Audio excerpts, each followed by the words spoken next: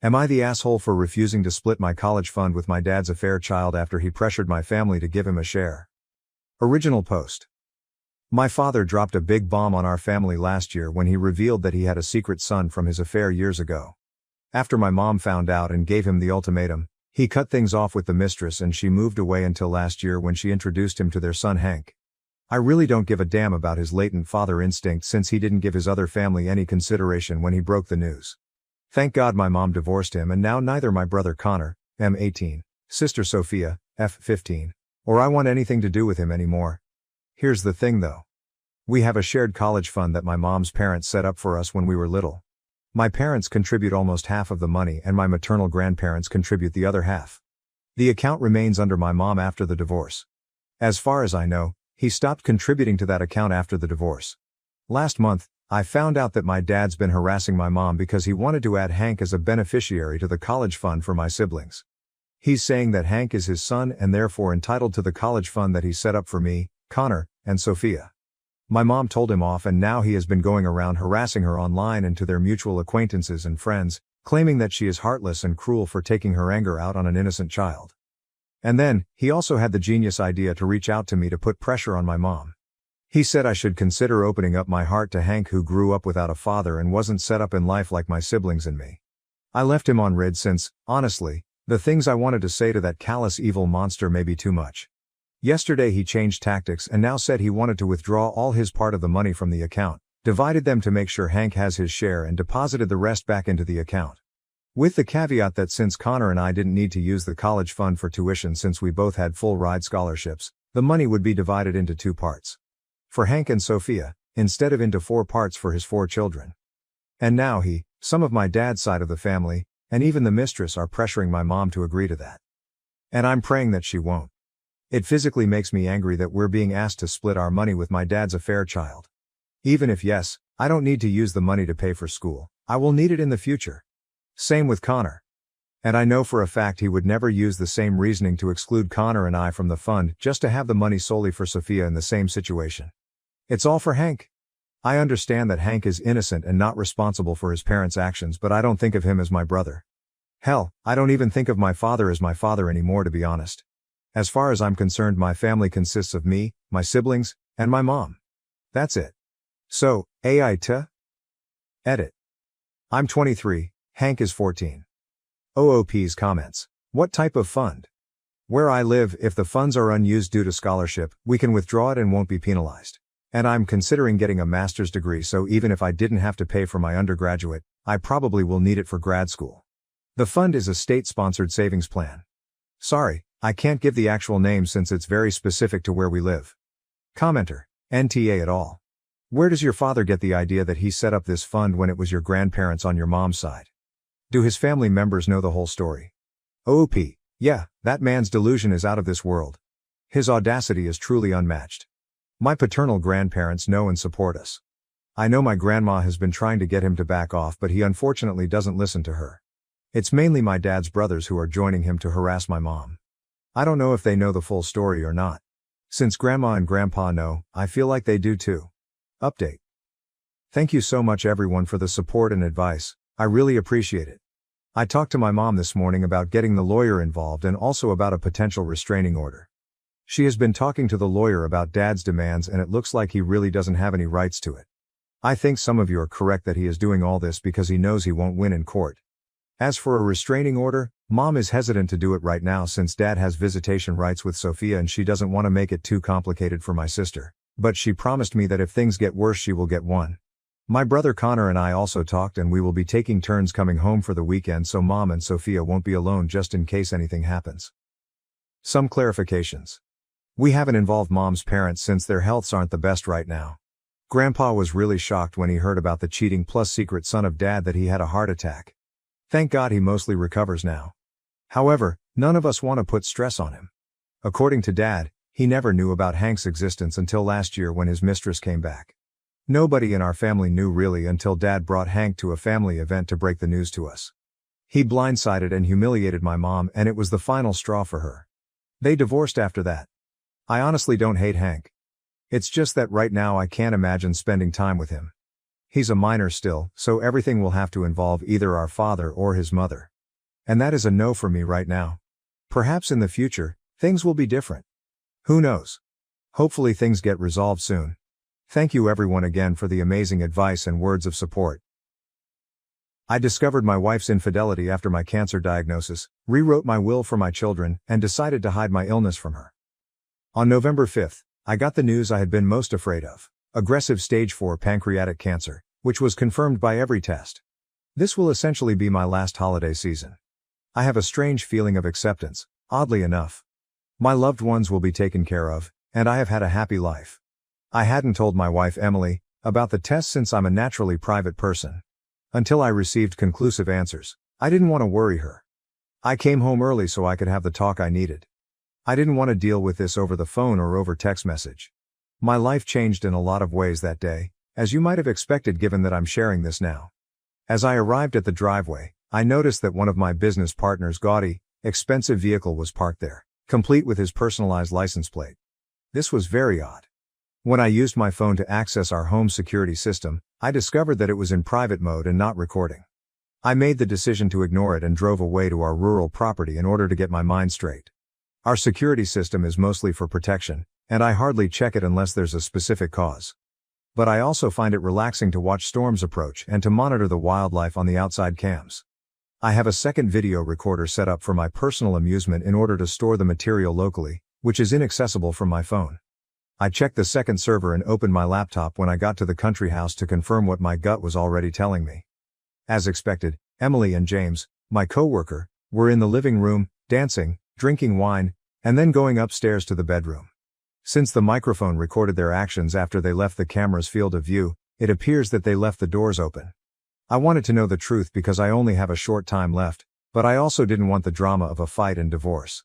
I lost all the love and commitment I had for her that day, so feel free to call me a coward.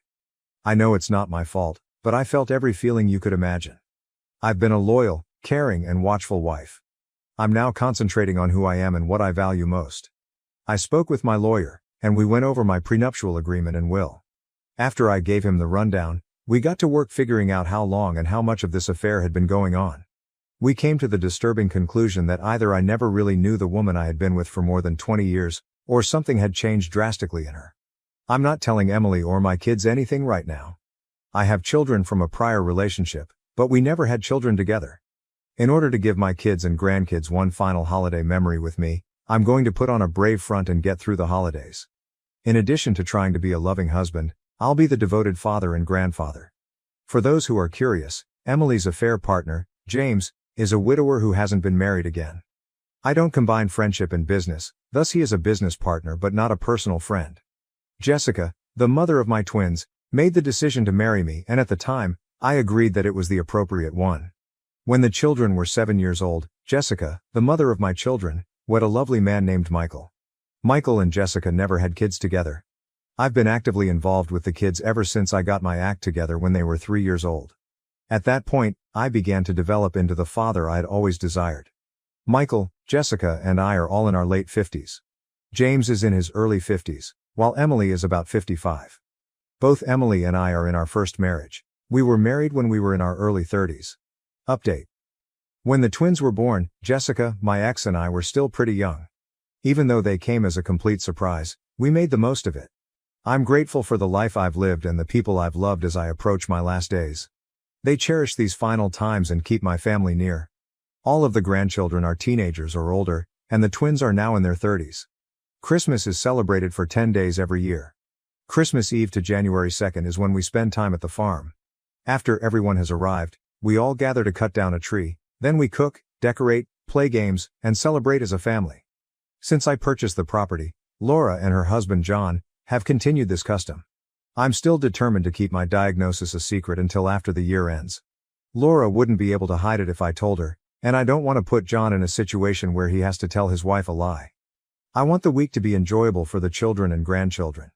In a few weeks, we'll have plenty of time to prepare and grieve. In the long run, Emily's attendance this week will only be a small detail. To be honest, I don't give a damn about her nearly as much as I do about the other members of the family. It's an unusual financial scenario. After we were both financially and professionally established, Emily and I met and were married. She had 2 inheritances in a trust, a solid pension, and a good job. At her urging, we decided early on not to tell each other our full net worth.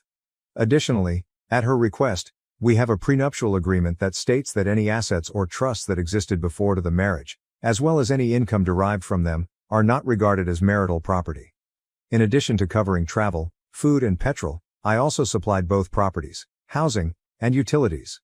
She basically had my full backing, and she spent all of her money and resources on herself. She purchased cosmetic surgery, clothing, a car, and personal trips. She has proven to be pretty disagreeable on the inside, despite her stunning exterior. I announced my retirement from the organization where I worked a few days after receiving my diagnosis. Now that I knew, I saw that Emily was a little uneasy. Since I'd be around more frequently, I can guess why. My last day of work is tomorrow, after which I'll be concentrating on spending time with my family. I don't know if Emily and James have had any more activities, but I suppose they have since I provided my lawyer access to the camera server information and allowed him to use it from his office. I don't give a damn now. James is a huge letdown, and I'm aware of my identity and value. I am not as ostentatious as James. In the winter, I prefer wearing jeans, t-shirts, and coveralls, and I drive a 12-year-old pickup truck. I am positive that James is not quite as wealthy as Emily believes him to be. How can I tell? I receive quarterly financial reports because the trust has invested in his company. My accountants and I are the only ones who know how much I have. However, let's assume that over the past 28 years, the trust has been increasing. I lead a simple life and my great-great-grandchildren have enough money to enjoy the farm and receive an education. Emily's reckoning will come when she recognizes what she's lost. I simply won't live to witness it. December was a very busy month. These past 2 weekends, we went on our customary social rounds. James attended one of the gatherings. It was difficult not to watch him and Emily. They probably didn't notice. I found it easier to maintain my composure because I'm so busy finishing things at work. Emily hasn't said anything that would make me think she's aware that I'm aware. I still share a bed with her, something I'm not proud of. Recently, I've been self-centered with her. She seems to have been using me for the majority of this year, yet I still feel like I'm taking advantage of her. Many of you have portrayed myself as honorable, but I'm not. I detest this little bit of dishonesty. Emily won't get everything, so don't stress about it. The trust is well cared for. Thanks to your feedback, I've taken precautions in case I pass away suddenly or if my health deteriorates sooner than predicted. When necessary, I have also arranged for in-home care. I will not be cared for by Emily. The lawyer will let Laura, John, and the children know if I become incompetent, and Emily will not be allowed to see me. Important papers, jewelry, and other necessities have all been relocated to a safe place. I've finally started writing letters to Emily and every member of the family. These have proven more difficult than I thought. Update: the mission has been completed. I've made it to 2024 and we had a fantastic holiday week free of trouble. I apologize in advance, but I find that laughing about my illness helps me deal with it. Recently, I've seen that I'm acting a little selfishly. I just have a few updates because everyone left yesterday afternoon. My week with my family is something I should treasure, therefore I won't discuss it. This week's observations regarding Emily. I genuinely believe that this is the first time she has betrayed me. She looked to suffer from spending the entire week with all of us. It's funny how someone's behavior makes more sense when you know something about them. The fact that she kept her phone a secret and frequently left our family get-togethers to get some air. The nicest part was when one of the grandchildren requested to accompany mom when she had to run into town. She performed nearly ridiculous mental acrobatics to resist taking the grandchild. I must admit that I asked, why not? In order to play along. Thus the affair is still going on. Now that I'm retired, she has been inquiring about my daily or weekly plans. After telling her, I inquire about her plans. To tease her, I'll propose that we have lunch later this week because I'll be in the same vicinity. A cheater's worst adversary is uncertainty. I had a meeting with my lawyer this morning. I requested him to draft documents after making some decisions. I signed a new permanent will in place of my temporary one so it shouldn't need to be changed again. I had him draft divorce paperwork in anticipation of it all blowing out. She only receives 15% of our joint assets, such as furniture and housewares, according to the prenuptial agreement and the evidence of the affair. I maintain whatever I bought with my own money, including my retirement accounts and liquid assets. She must pay alimony if I insist on it. I have a folder including all of our evidence of the affair, which I have signed and am keeping in case I need it. By selling my debt to the trust, I gave the trustees permission to exchange it for stock in James's business. In relation to the trust, I have made a decision on its management. I'm going to drop one trustee. The 4 grandchildren will make up the remaining trusteeship, with the twins receiving the majority. John and Laura will serve as stand-ins for the grandchildren. The trusteeship will pass from Laura and John to each grandchild when they become 21. Laura receives the additional portion if any is left over. Next week, Laura, John, and the children will meet with me. I'll tell them everything I know. They will want to know why I'm doing this and will need to sign documents. My liquid assets, personal property, and the funds from James's loan will make up my personal value after this is over. In the worst situation, Emily's share of the trust's assets and worth will be minimal. I'll distribute the few personal belongings I wish to give to the children and grandchildren over the course of the upcoming weeks. My lawyer already has access to those in a secure area. A few of you made remarks on my health. I'm not resisting this, to be clear. I'm not experiencing any negative side effects from any treatments because I'm letting nature take its course. The family also observed that I was getting weary more readily. I dismissed it as simply growing older. The cough that started it all is still with me. My lung tumors were the cause of the diagnosis. I dismissed it as a persistent cough from a previous illness.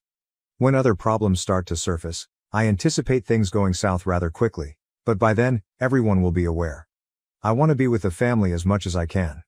With all of their various responsibilities, a big vacation would be difficult, which is why I found this week to be so crucial. It was the final time I could spend a lot of time with them all. We'll see, but I'm considering taking a quick trip for myself. I want to spend a day with every child and grandchild individually. That is my next objective.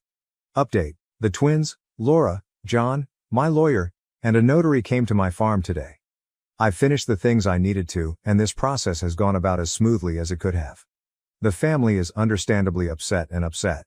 The tension in the room was evident when everyone came and saw my lawyer and the notary. I requested that they simply sit and listen to me, and then sign the documents once I was done. I would respond to all of their inquiries after signing the paperwork. Everyone is aware of the trust. I informed them that it was time for me to give them authority over the trust. I explained how crucial the trust had been to my life, why I had established it, and how we had decided to keep it apart from my marriage to Emily. Additionally, I included instructions on how I wanted the trust to be used and managed.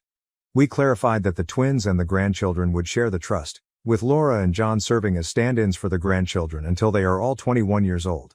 They signed the forms and had them notarized, which demonstrated their confidence in me. Following that, copies were compiled, and I fired the notary and my attorney. I thanked them for coming out on a Sunday after seeing them out. As usual, they were both polite. They were all silent when I went back to the dining room, which was also being used as a conference room. The first person to break the hush was my daughter. It was not so much a question as a stream of thought. I began by talking about my health as soon as she paused. I described my diagnosis. I heard them planning how we were going to combat this. I stopped them right here. After outlining the likelihood and letting them know that I had already had a second opinion, I informed them of what you are all well aware. I will not be seeking treatment. I will allow nature to do its thing. We argued for the next hour or an hour and a half. Laura had to go fetch my daughter after she fled the room many times. My son John and I had a heart-to-heart while they were away. They can relate to my perspective. They understand, even if they disagree. Everyone agrees that once things settle down, Laura and my daughter will change their minds. When did I find out? That was the next question I knew was coming. I informed them. After that, there was more anguish and rage. I clarified that I was not a walking corpse and that I wanted one more holiday week. I was self-centered. After the holidays, I wanted my diagnosis to be made public. For the rest of their lives, I didn't want it to ruin their vacations. Sensing there was more, my daughter started investigating me. Until everything was out, she would not leave the room. Why in the world hadn't Emily told her, she asked. I dropped the final bombshell at that point. I explained to them what I had done in my initial post. For the first time, I could actually see my daughter's eyes blaze with rage. I then informed them that Emily is still unaware that I'm aware of it. I suppose you all prepared me effectively since I addressed the schemes and plans they had in mind, scenarios you all suggested, and I responded to the same questions. I assured them that I valued them far more than Emily in the end. I simply want to be at peace and not worry about Emily for the rest of my life. During the holiday week, I had to defend what I had done. They also pieced together her going outside to breathe and her decision to go into town without the grandchild. They were concerned that I was doing this by myself. I informed them that I have pals on social media that support me throughout my darkest moments. I still want this space for me, but I won't tell them where or how, they'll find out later. We've been discussing intermittently as a group for a few hours, and the emotions were pretty raw. However, I informed them that I had to return and discuss the trust. They are aware that the trust will be highly beneficial in preventing Emily from gaining access to my hard-earned money. She didn't attend this meeting because it protects them. Having stated that, I had to disclose the trust's finances. They all probably thought of the trust as a way to avoid paying taxes or as a way to safeguard assets in a marriage if the children are from a different woman. They weren't ready for me to give them the money. The audience became quiet as I began to review the balance sheets and assets. Then came the inevitable question. Why did you have this much after all those years of hard work? I gave them my personal financial theory, which they had heard a lot of times and had absorbed. However, I informed them that I had been living off the trust for years. I trusted them enough to send them to college. With that faith, I set aside time in my life for them. And because of that trust, I was able to work for a non-profit organization essentially for nothing. If I were to leave them and their kids with one example, it would be to utilize this trust to better the lives of others, not simply to sometimes write a check to a charity, but to work for a cause they support. By educating others and fostering relationships, I've achieved far more in my years with this nonprofit than I ever could have with a check alone. I'm not pleased that I was responsible for so many positive and negative changes in everyone's lives around that table today. Although everything didn't go as planned, it's finished. They are fully aware of it. I pleaded with them to let me deal with Emily and to keep the trust a secret. For the time being, we'll maintain the status quo, but when I recover, things will be different. They all concurred. Over the course of the following few hours, we divided into smaller groups, spoke, cried, laughed and prepared a supper. I expect the twins to return, but they all left an hour ago. I love my two in-laws very much, and I know they'll tell their spouses what's going on. That's just the way they are. I was aware that this was the last peaceful evening I would have. Even though I feel like a weight has been lifted, concern has taken its place. A brief update is provided. One of Emily's pals paid me a visit, which caught me off guard. Her name is Carol, and she is roughly Emily's age. Last week, she went out with Emily for a girls' night out. The girls actually spent the evening at Carol's place. If you have read my remarks, you are aware that Emily used a ride-sharing service and returned home pretty drunk last week. Emily and Carol have been friends for a long time, but I suppose that after more than 20 years of marriage, Emily has forgotten that I introduced them. My folks were friends with Carol's parents. I suppose Emily's instability has been exacerbated by my unpredictable behavior, and last week's girls' night was a tipping point for her. She became so drunk that she told Carol about her romance. Carol reportedly urged her to stop talking, but she persisted. She continued to provide more and more information, which infuriated Carol. Emily continued to lay forth an endless stream of details while attempting to explain her behavior in response to Carol's constant criticism. The following day, Carol contacted Emily. Emily apparently had no recollection of the previous evening. Carol summed up Emily's confession, but Emily denied having an affair outright, saying Carol was wrong and that she didn't say such things. Emily was told by Carol that she was full of lies, and she was given a week to come clean or else she would tell me directly. Carol paid me a visit over coffee since Emily said she had said nothing. Emily gave me a condensed version of her confession. I surprised Carol by informing her that I already knew, even though she anticipated me to be distraught. When Emily made this confession, I asked her if anyone else was present. The only other person in the house was Carol. If Carol had told anyone else, I inquired. She was angered by that. Before telling me, she assured me she wouldn't spread such a thing. I apologized and clarified that adding more people would make my preparations more difficult because I had my own schedule for handling Emily. Carol understood. As a favor, I begged her to keep it a secret from everyone and to give Emily the impression that she believed her. Carol felt the second section didn't feel right, but she did agree with my original request. I assured her that I would be all right and begged her to try. Carol stated I only needed to ask if I needed anything else. When Carol learns about my condition, I'll have to apologize again, but I'll take care of it another day. I will thus confront Emily tomorrow. I'm going to calmly tell her what I know about my condition and how I'm going to live the rest of my life without her on our regular date night tomorrow. I hope there won't be much drama because it's public. After dessert, I'm going to approach her. I'll tell her what I know and request that she not get in touch with my family or me. Let's see how it turns out. According to Mike Tyson, everyone has a plan until they get punched in the mouth. Yes, not all plans work out the way you had hoped, and mine is no exception. Allow me to lay out my plan for you. Emily and I usually go to the same restaurant for our weekly date night. We have a regular table because we have been visiting there for so long. It's at the back, away from the lively atmosphere beside the bar, but still open to the public. I made the decision to confront her here. After dessert, I intended to do it. I made accommodations for my lawyer and his spouse at the same time. Before we started, I paid the waiter, who has been serving us for years, for both of our meals. After I left, Carol was available to assist Emily. I intended to discuss our relationship as we finished the meal. After recording it, I intended to approach her, explain how I found out about the affair, let her know I was diagnosed, and lay out my future plan. I would write a letter to her requesting that she not come to the farm or get in touch with my family. They would witness the letter. Along with the divorce papers, I would hand her a briefcase full of supporting documentation before getting up and leaving. I thought she would keep quiet to preserve her social standing. Yes, I did videotape the exchange. She raved about our excellent teamwork and the wonderful relationship we had developed over the years. I questioned her about my treatment of her, whether I had ever mistreated her, etc. Certainly not, she said. I then questioned her about her infidelity. She claimed that although she was unaware of what Carol had told me, Carol was mistaken. I informed her that I knew before Carol did. Emily was obviously rattled at that point, and I believe everything she had prepared to respond to this talk vanished. Her face's color also changed. What? Was the only thing she could ask. She nodded in agreement when I requested her to give me some uninterrupted time to do this.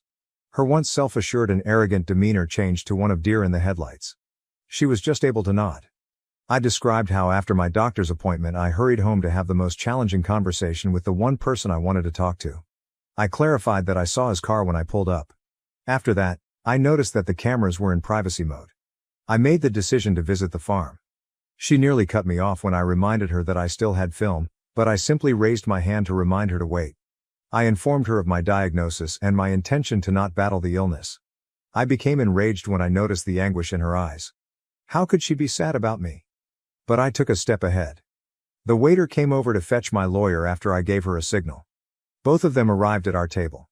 I was given a briefcase and a letter-containing folder by my lawyer. I informed Emily that when I left tonight, I didn't want her to get in touch with me or my family or visit the property. I asked the server to see me signing the letter. After that, the lawyer and server observed me hand Emily the letter. Then I brushed them off. Finally, I handed Emily the briefcase. I informed her that I knew a lot more than she had anticipated. I was completely ruined. I informed her that I had already signed the divorce papers, which she could sign to begin the divorce process. I informed her that I didn't think I would make it through a contentious divorce. She can remain at the house in town as long as I'm here, but I'll be at the farm. After tonight, I won't see her again. Excuses were not what I wanted to hear. I informed her that I had phoned Carol to assist her in getting home. Emily maintained her poise in public as usual. She simply said, "But," and I informed her that I was finished and heading out. The owner apologized for not alerting him, and I went to the server and left her a nice tip. I saw Carol and my son at the door as I was leaving. Carol smiled briefly as she walked past me, but her eyes were worried about Emily. I was driven to the property by his wife when my kid seized my truck. On Friday night, my son and his spouse stayed with me. At midnight, I eventually persuaded them to leave for home. I felt a lot of comfort when I went to sleep, but I also felt a fresh sense of loss. Nevertheless, I managed to complete the task at hand. On Saturday, the family stopped by the farm to check on me. It was a nice day, until Carol stopped by in the afternoon, but I felt a little pampered. She claimed that despite Emily's breakdown on Friday night, she spoke with her affair partner on Saturday. After the talk, Emily became aware that she was in a terrible position and that he was only using her. Carol made careful to let me know that although Emily didn't want her to get in touch with me, she believes that if I could have a brief conversation with her, it might give her the willpower to avoid me. Carol is skilled at phrasing her requests. I grudgingly consented to speak with Emily for 2 hours at the farm.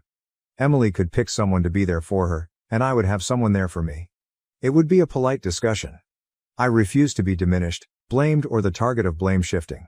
The meeting was intended to give her answers regarding the next steps. The waiter came over to fetch my lawyer after I gave her a signal. Both of them arrived at our table. I was given a briefcase and a letter-containing folder by my lawyer. I informed Emily that when I left tonight, I didn't want her to get in touch with me or my family or visit the property. I asked the server to see me signing the letter. After that, the lawyer and server observed me hand Emily the letter. Then I brushed them off. Finally, I handed Emily the briefcase. I informed her that I knew a lot more than she had anticipated. I was completely ruined. I informed her that I'd already signed the divorce papers, which she could sign to begin the divorce process. I informed her that I didn't think I would make it through a contentious divorce. She can remain at the house in town as long as I'm here, but I'll be at the farm. After tonight, I won't see her again. Excuses were not what I wanted to hear. I informed her that I had phoned Carol to assist her in getting home. Emily maintained her poise in public as usual. She simply said, "But," and I informed her that I was finished and heading out. The owner apologized for not alerting him, and I went to the server and left her a nice tip. I saw Carol and my son at the door as I was leaving. Carol smiled briefly as she walked past me, but her eyes were worried about Emily.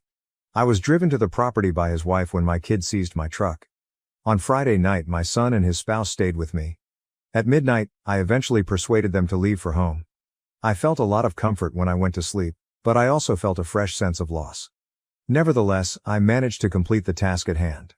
On Saturday, the family stopped by the farm to check on me. It was a nice day, until Carol stopped by in the afternoon, but I felt a little pampered. She claimed that despite Emily's breakdown on Friday night, she spoke with her affair partner on Saturday. After the talk, Emily became aware that she was in a terrible position and that he was only using her. Carol made careful to let me know that although Emily didn't want her to get in touch with me, she believes that if I could have a brief conversation with her, it might give her the willpower to avoid me. Carol is skilled at phrasing her requests. I grudgingly consented to speak with Emily for 2 hours at the farm. Emily could pick someone to be there for her, and I would have someone there for me. It would be a polite discussion. I refused to be diminished, blamed, or the target of blame shifting. The meeting was intended to give her answers regarding the next steps. The meeting took place this morning. I don't know why, perhaps to limit the harm, but Emily picked Carol, and I went with my daughter. In order to prevent this from happening again, I wanted Emily to feel as comfortable as possible. I had a clear direction and aim going into the meeting. To get rid of Emily. The conference proceeded according to plan. Emily sought to downplay the affair while crying and apologizing. I refused to put up with it. I explained that she needed to come to terms with the fact that she would have a home to reside until my death. The trustees would make the decision regarding the house after my passing. I clarified that she would not get any money from my estate or the trust, but she would be okay since she has her trust and her 6-figure pension. "Why won't you fight for me or us?" she said, and I have to vent about it. "I just don't care about you or us anymore," was my response to her, even though I nearly lost my anger. She was kind of wrecked by that. This is where I vent my rage. This is what a self-centered cheater thinks. They only consider themselves. They believe they are valuable enough in the eyes of the person they have destroyed to be worth fighting for. Although she didn't want them in retrospect, she received the answers she requested. Another meeting is not something I want. I believe that holding more meetings only serves to divert my attention from my goals. After leaving with Emily, Carol returned a few hours later. I spoke with her briefly. The trustees reportedly informed the affair partner that they would be converting the loan into shares in his business, and since the trust will own the bulk of the shares, they are requesting a thorough forensic audit. With her MBA, my daughter isn't wasting any time. I suppose Emily recognized what I had already thought when she turned to him for solace. He was exploiting her to try to get her to buy the debt from me. I suspected he was up to something because of several casual remarks in the recordings. The affair partner now knows that I sold the debt to the trust after the paperwork was filed, and since Emily is no longer in my life, he can no longer utilize her. He informed her. It seems that Emily also told Carol that she would only have her pension income going forward because her trust had run out. Compared to me, she thought living with the affair partner was more glamorous. She genuinely believes that his wealth surpasses mine.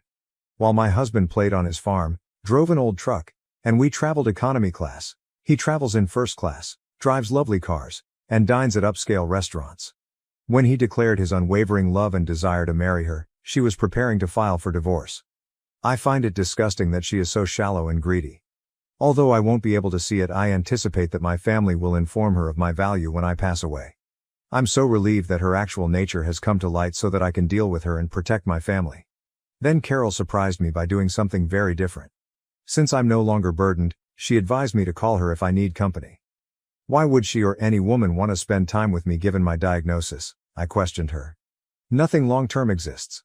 She retorted that any divorced or widowed lady would be eager to spend what time she had left with me, even if Emily was naive and unaware of what she had. She claimed that I'm a great man and that she would treasure any time spent with me. She even made a joke about how many women would be lining up to call me, so she might as well be first in line. She replied, "But most people won't know Emily and I are separated. Emily doesn't want the social groups to know, but she and Laura will make sure her tale is heard," she added. Being courteous, I promised to inform her. She kissed me on the cheek and grinned. After she departed, I gave it some thinking, but I'm fairly certain that I don't want that hassle in my life at this time. These are the highlights, although I left a lot out. It has been a roller coaster, but I'm doing fine. I just need some quiet time for a few days. My condition and the dissolution of my marriage will soon be known to the social circles. There will be a never-ending flow of well wishes for me. I didn't want to be treated differently, but I knew I couldn't put it off indefinitely. But life happens as it does. Update. To start, I'm doing fine. I'm still above ground and warmer than normal. Being on my feet every day is a blessing. I'm feeling a little uncomfortable and my coughing has gotten a little worse. I see that it's getting easier for me to wind up. But all in all, this week has been fantastic. First, let's talk about Emily.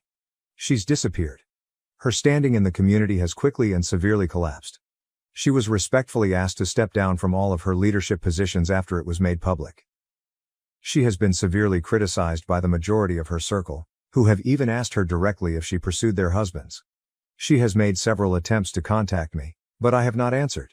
I urged the individual to tell her that I had stated what I needed to say and that I knew what I needed to know, even if there were a few efforts made through proxies. It doesn't really matter to me if she needs closure. Why should her self-centered need for that concern me? She understands my feelings. I even shared some of the affair's specifics with her. At least 6 months have passed since it began. They traveled together 3 times. Once as newlyweds, once as a couple commemorating their 20th wedding anniversary, and once as a couple who met on vacation and stayed at the same hotel. Role-playing must have been an element of their relationship. She used our home because she felt at ease there and because it is tucked away from the road, making it impossible for onlookers to see the automobiles in the driveway. She even purchased a second vehicle for herself and kept it in a local parking garage. In order for no one to recognize her car when she traveled to the affair partner's residence, it seems that she switched cars. Perhaps in order to avoid me catching her, she was rather worried about how people in her social circle would perceive this. The amount of work she put into the affair is evident from her acts alone. All of these endeavors helped me to firmly establish my feelings and my approach to handling the affair. I don't regret anything I've done. My unpredictable nature was only partially to blame for the inebriated revelation to Carol. It seems that he began to distance himself from Emily as soon as he received the news that I was selling the affair partner's debt to the trust. She must have gotten drunk and vented to Carol because she was under pressure to avoid being caught and since her affair partner was no longer interested in her. You are aware of what follows. I think the affair partner's motivations for getting involved in the affair were very obvious. Emily is made even more pitiful by this, which in no way excuses her. The affair partner apparently needed Emily's assistance with his loan, while Emily desired a more opulent lifestyle with his wealth. It's fascinating how unattractive individuals are drawn to one another. We can find better mates if all of us nice folks just let the vile people get together. I apologize to those who strive on reconciliation out of dedication. It was not for me. My daughter's goals have angered the affair partner. In court, he seems to be attempting to stop her. More money is all he stands to lose. Rumor has it that he has attempted to gather funds from other investors in order to repay the loan, but sadly for him, word of his conduct has already begun to spread among my business associates. Do you recall that you should invest in people rather than businesses? Well, not many people are interested in investing in him. I'm not sure what my daughter has in store for his business, but she will put in a lot of effort to make sure it survives, just for the people who work there. I believe she is concerned that the partner in the affair may have something to conceal in the company's records. I hope it's something that can be fixed for the benefit of the staff. It has been wonderful spending time with family. This week, my family and I attended a high school basketball game. I organized a poker night as well, and it went really well. At the game were my son, my grandson, and a few old friends. The grandson witnessed how traditional men spent a night together, sitting around sharing stories. I'm hoping to add a couple more of these.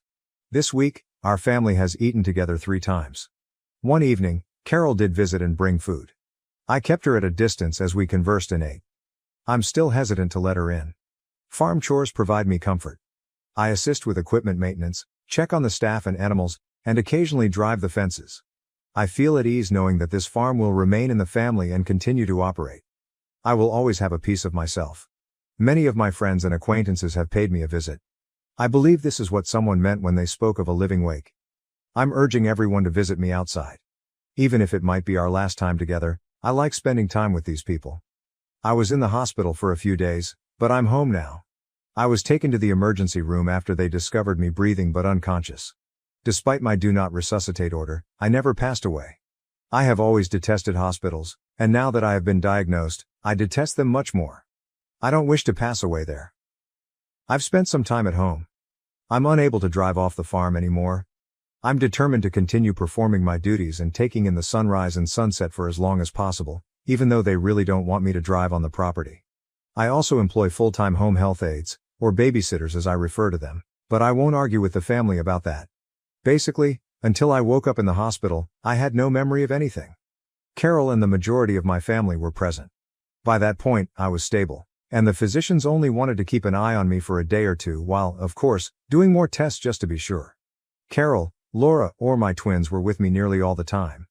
On one occasion, I woke up alone in my room with Emily by my side. She must have played the wife card on a duty nurse who was unaware that she should be denied entry. She was playing the kind and loyal wife, but I was exhausted. I have no idea why. I withdrew when I noticed she was caressing my head and holding my hand. She was wounded. She then began a new refrain in which she apologized profusely, claimed she was attempting to take advantage of him, and that she didn't mean anything she said to him. I did nothing but sit there. She was furious by this. She insisted that I speak with her. The nurse noticed her because she was just loud enough. Emily's behavior and my uneasiness were observed by the nurse. The nurse was slick. She wanted to do some checks, so she instructed Emily to wait outside. The nurse asked me whether I was all right when Emily left the room and the door was shut. I informed her that there should be notes stating Emily is not permitted because she was my ex-wife. After expressing regret, the nurse asked how she might help me feel less stressed. She should phone my emergency contacts, I asked. Carol and Laura, my daughter, entered the room after around 45 minutes. Emily had returned by that point and was still babbling, albeit quietly. Emily knew she had to go as soon as she saw them. I whispered to her to leave. She didn't deserve to cause a spectacle for any of the other patients. I told her to get over her self-centered thoughts and just go. She gave me a short peck on the forehead before leaving, which I really appreciate. For the sake of the other patient's peace, I backed down a little, but whatever. I received a lot of apology from the women in my life. Since they have their own lives, I can't really be angry with them. They all came up with a way to guarantee that I'm always accompanied. I'm never by myself in the house because they switch shifts. Carol and my daughter have been especially watchful. To keep an eye on who enters and exits the residence, they even built a security system. Even with all the craziness, I occasionally find some serenity by listening to the animals at dusk, seeing the sunset over the fields, and knowing that I've done everything I can to make things right before my time comes. I am appreciative of my family and friends' love and support. Emily's intrusion was distressing, but it strengthened my resolve to cut all ties with her. Now, I'm concentrating on the time I have left and creating memories with the people who are most important to me. To ensure that I would never be left alone again, they planned shifts. My daughter probably expressed her gratitude to the nurse for summoning them and her ire at the staff for allowing Emily to enter despite clear orders to the contrary. This incident just serves to highlight Emily's tendency to grasp at anything, much like a drowning person. She doesn't think I'm unique. She only views me as a tool to help her stay afloat. Every time I interact with Emily, I am struck by how much more sinister and evil her soul is. The partner in the affair is still just as much of a jackass as he was. In conversations with my daughter, his accounting department essentially provided her the full picture since they know where the wind is blowing. The affair partner has not engaged in any illegal activity related to his business. He was obviously abusing every benefit and legal loophole to boost his income over his base wage at the expense of the company's bottom line. He will be extremely irritated when my daughter assumes leadership because he will see a 60% decrease in the company's value to him. His flamboyant lifestyle is going to face a brick wall because I have a suspicion that she may simply terminate him and demote him to a silent minority owner position. Although he has threatened legal action, he has not yet taken any concrete steps. His reputation and credit are severely damaged, in my opinion. Carol is now a more enduring presence in my life. I must admit that I enjoy the company and friendship. Perhaps she is exhausting me. Several days a week, she has been staying over. I'm hoping to recover as quickly as possible, but I'll need to rely more on other people now that I can't drive. I have never been in this situation before. Carol has volunteered enthusiastically to help me in this area, and before you ask, no, we are only sitting next to one other. This evening, it's time to unwind and begin dinner. I want to thank everyone once more for their support. Your messages mean a lot to me, and I will make an effort to go back and reply to them all. Update. I regret to inform everyone that my father passed away last week.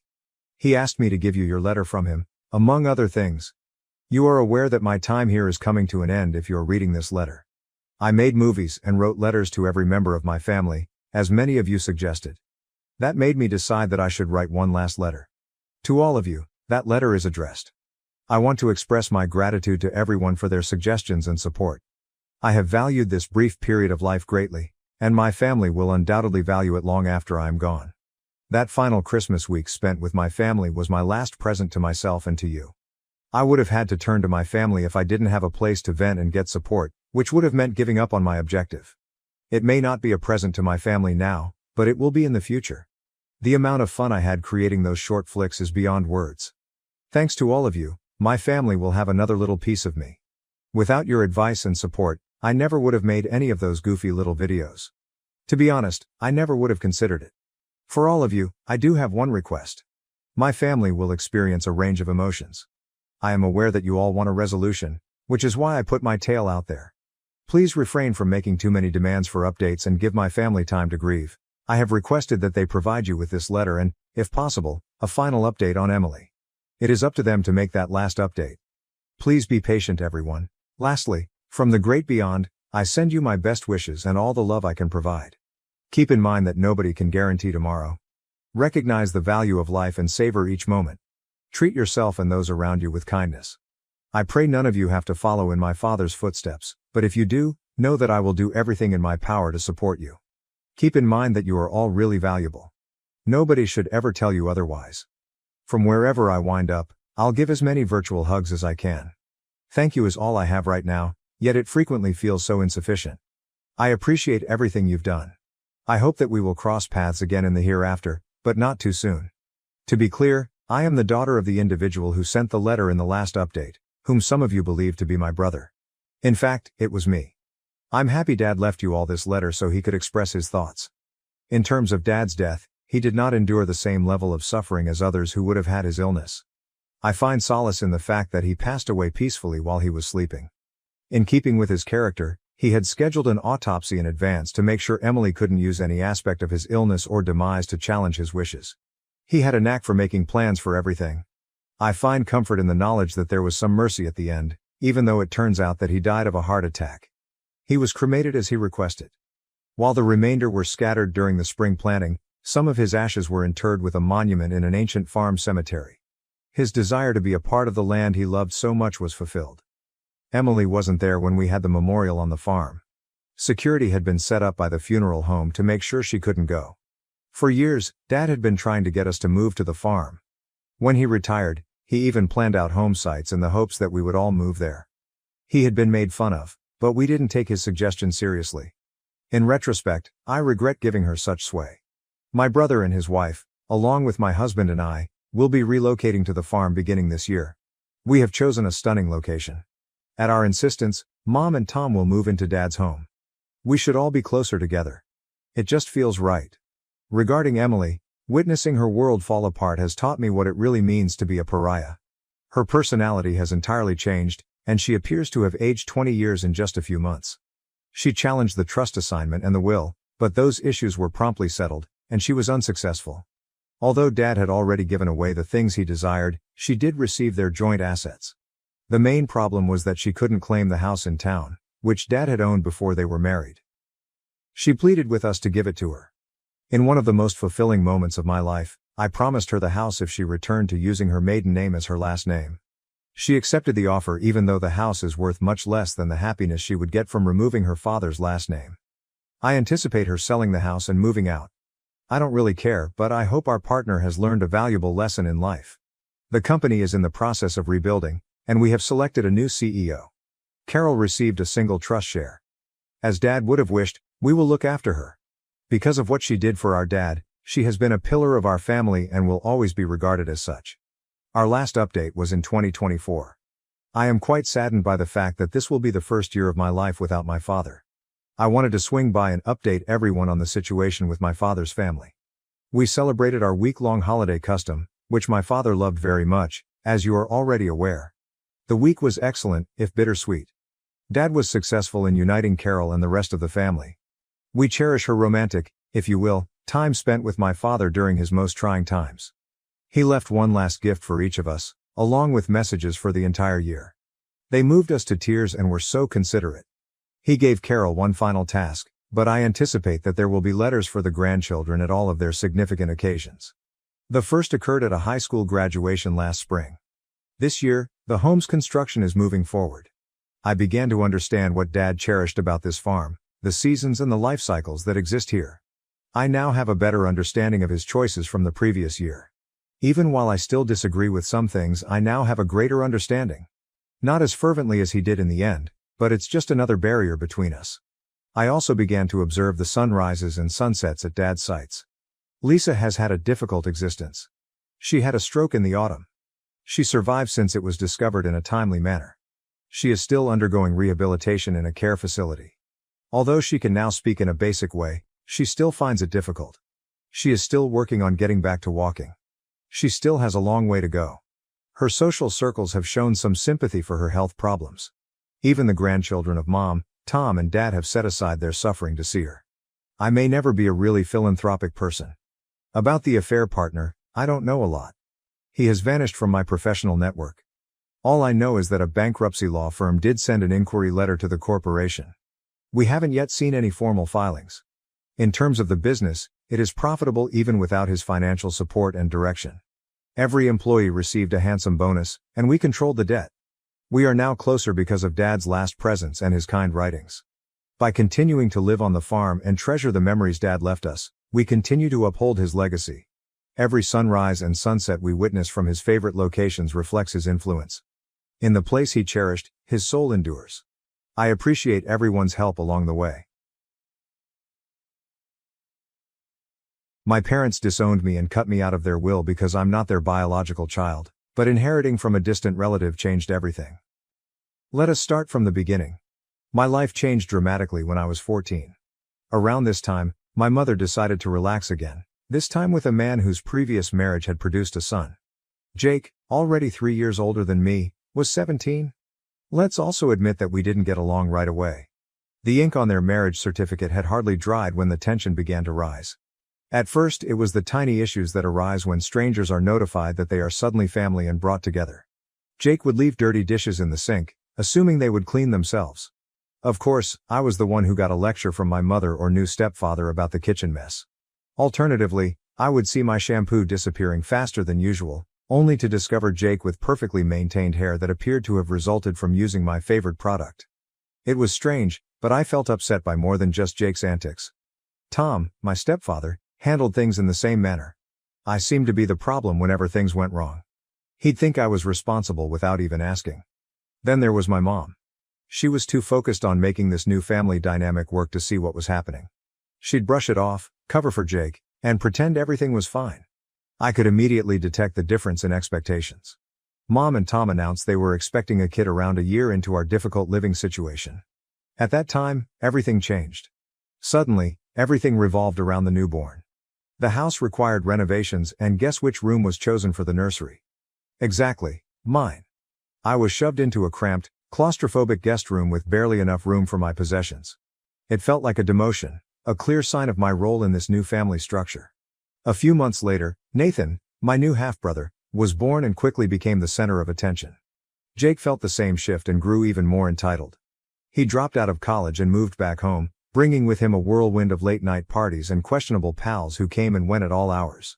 Tom dismissed my protests about the noise and trash, while my mother simply looked sorrowful, as if to say, "What can we do?" It was infuriating. I started spending more time at friends' places, anywhere I could find routine. My escape ended up being school. I stayed as long as I could, joining every organization and taking extra classes. It was more than just adolescent defiance. It was about survival. Home became a place where I always felt as if I was walking on eggshells, waiting for the next explosion. It was suffocating. One evening stands vividly in my mind. I got home later than usual to find the house utterly still. A note on the refrigerator indicated that they had gone out to dinner, without me. I hadn't even been invited to this family supper. That note struck harder than I expected. I felt invisible, as if I did not truly belong.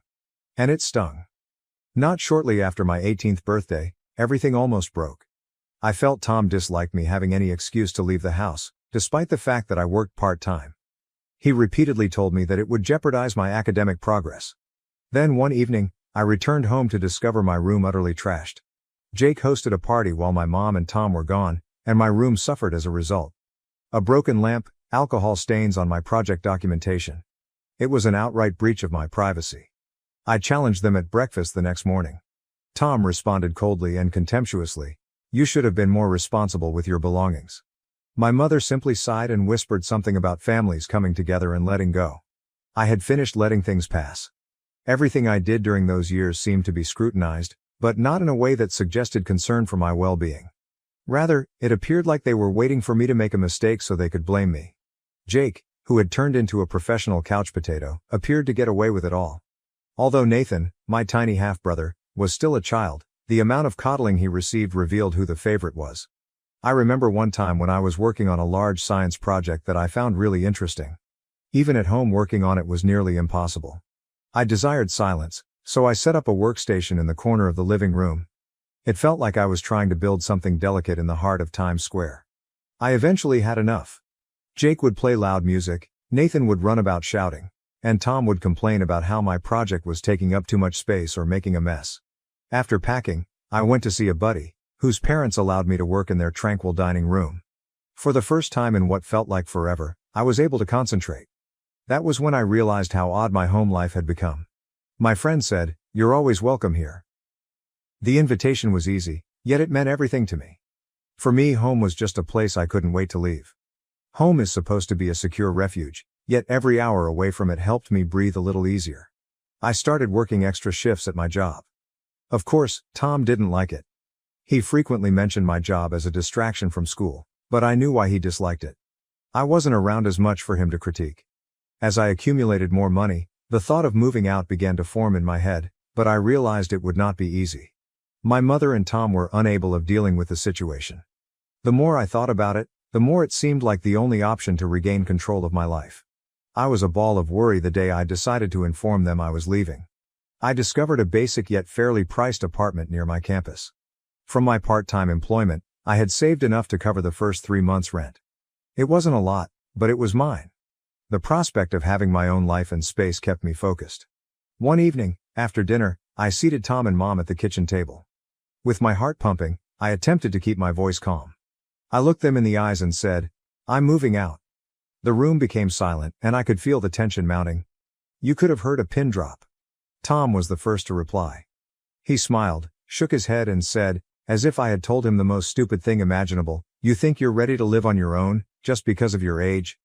His voice was filled with amazement and a trace of mockery. At first, my mother said nothing. She simply sat there, staring down at the table, her expression unreadable.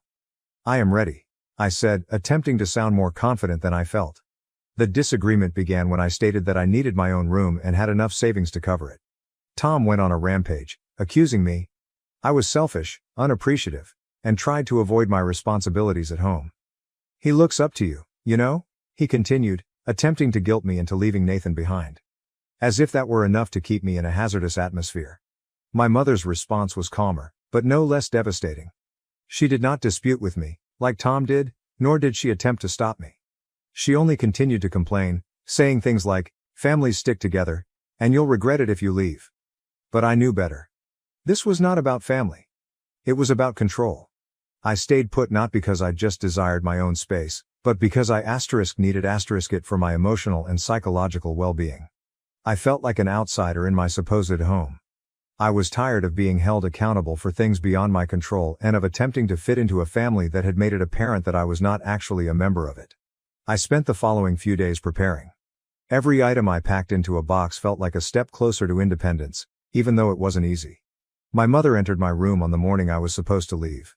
I readied myself for another battle, but it never happened. Instead, she helped me pack discreetly. Our conversation was brief. She asked whether I needed extra boxes or offered to donate old utensils. We both appeared to be avoiding the actual concerns, making light talk to avoid admitting that this was the end of something.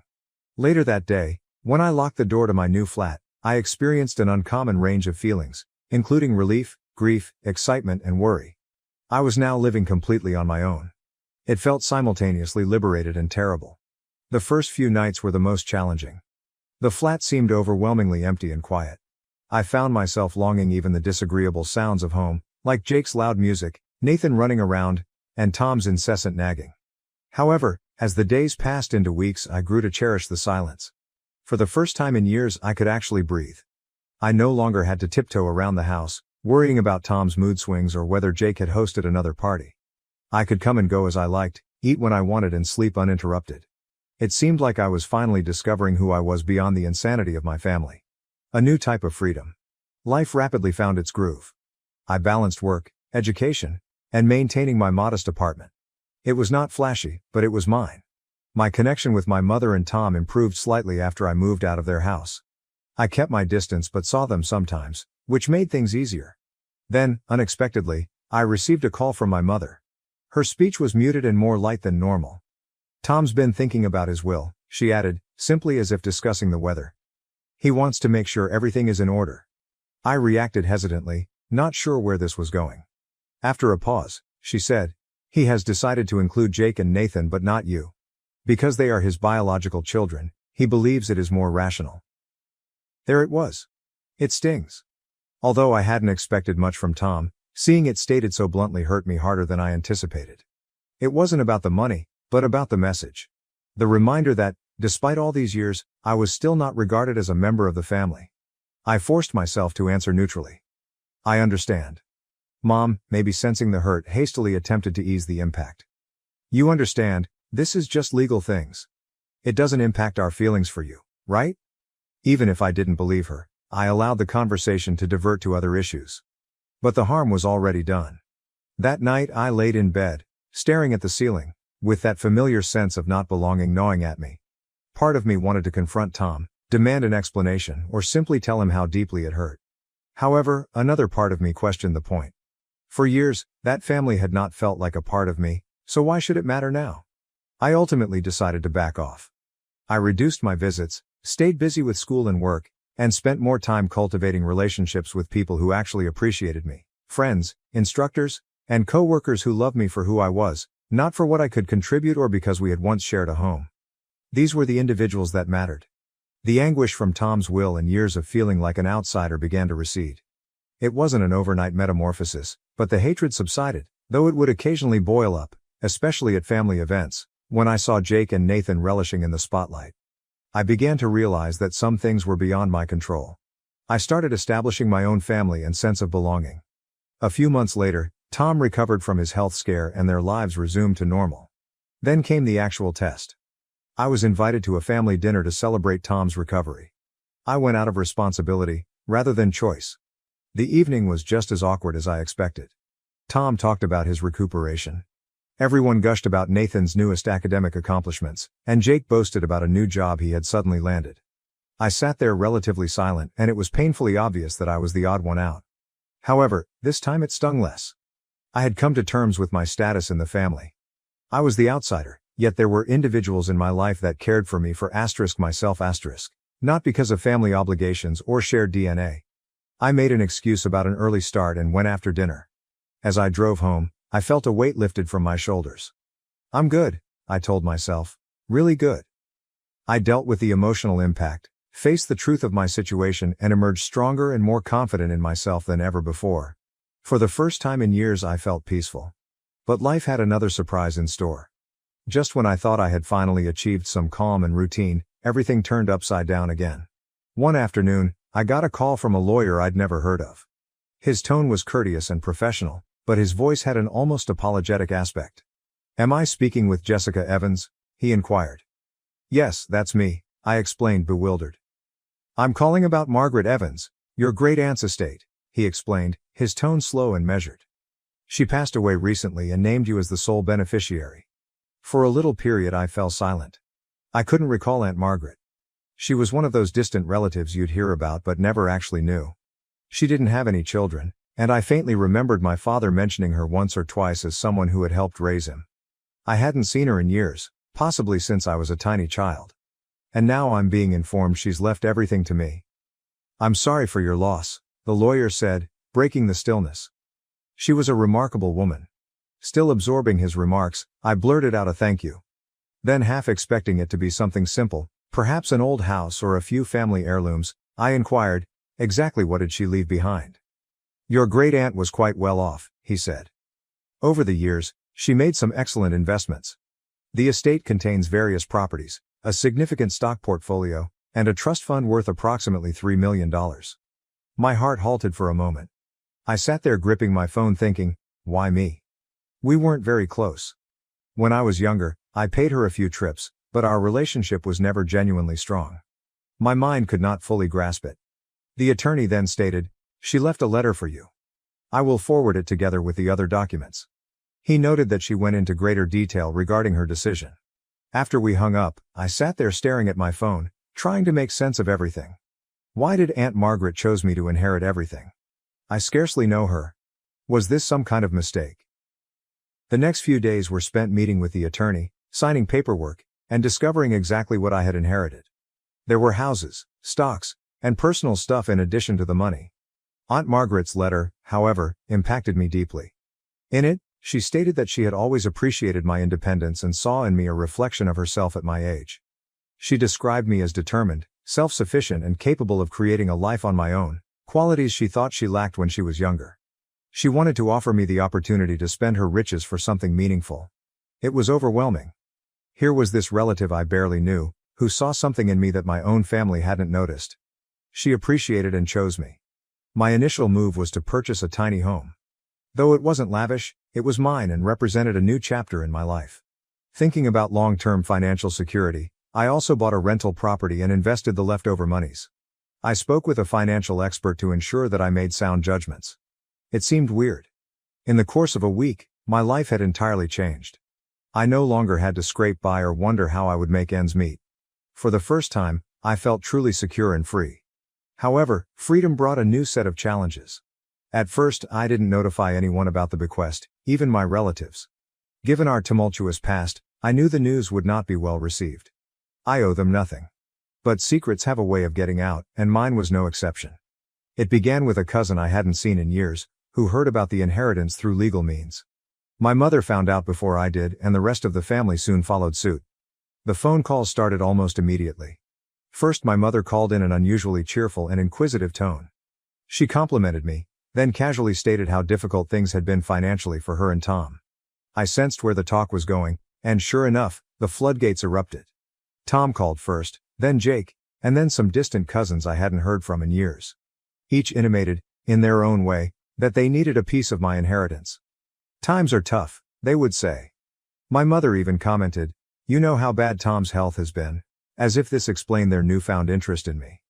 They all seemed to have forgotten about me, but only as a possible ATM. I was overwhelmed with requests for money, loans and gifts.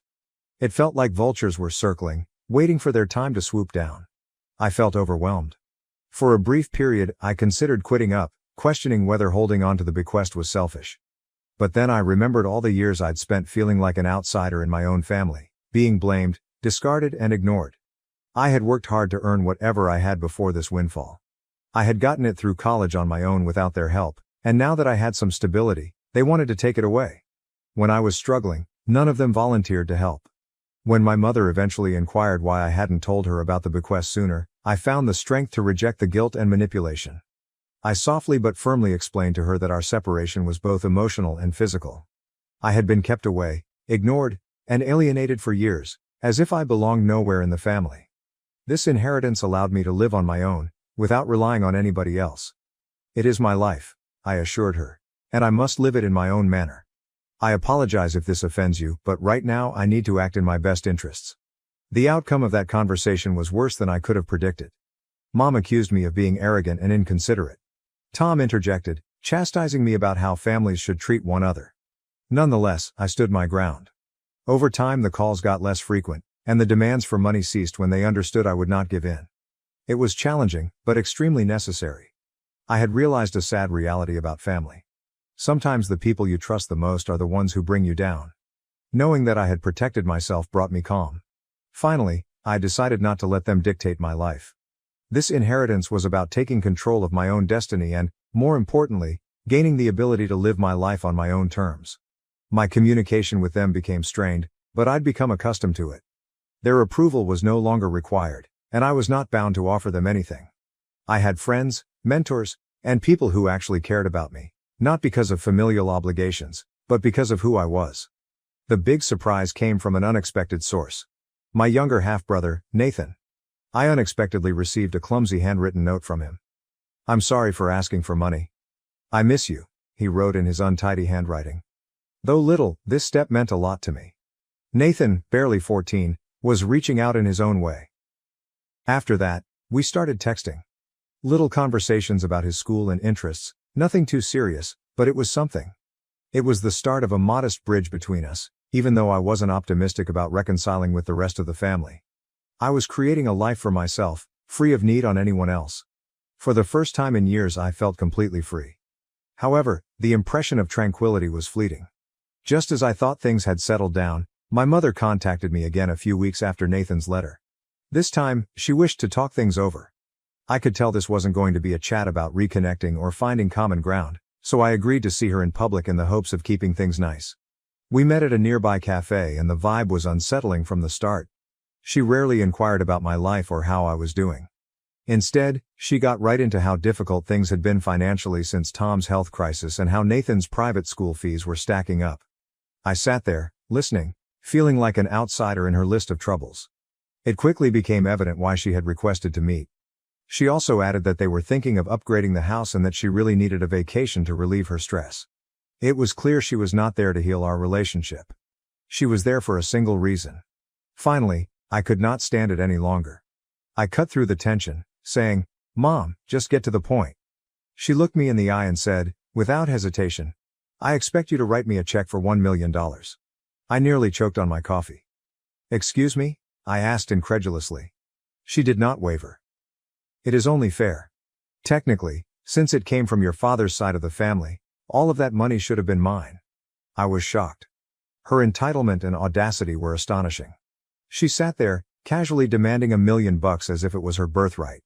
I said bluntly, trying to keep my voice steady, "I'm not giving you $1 million.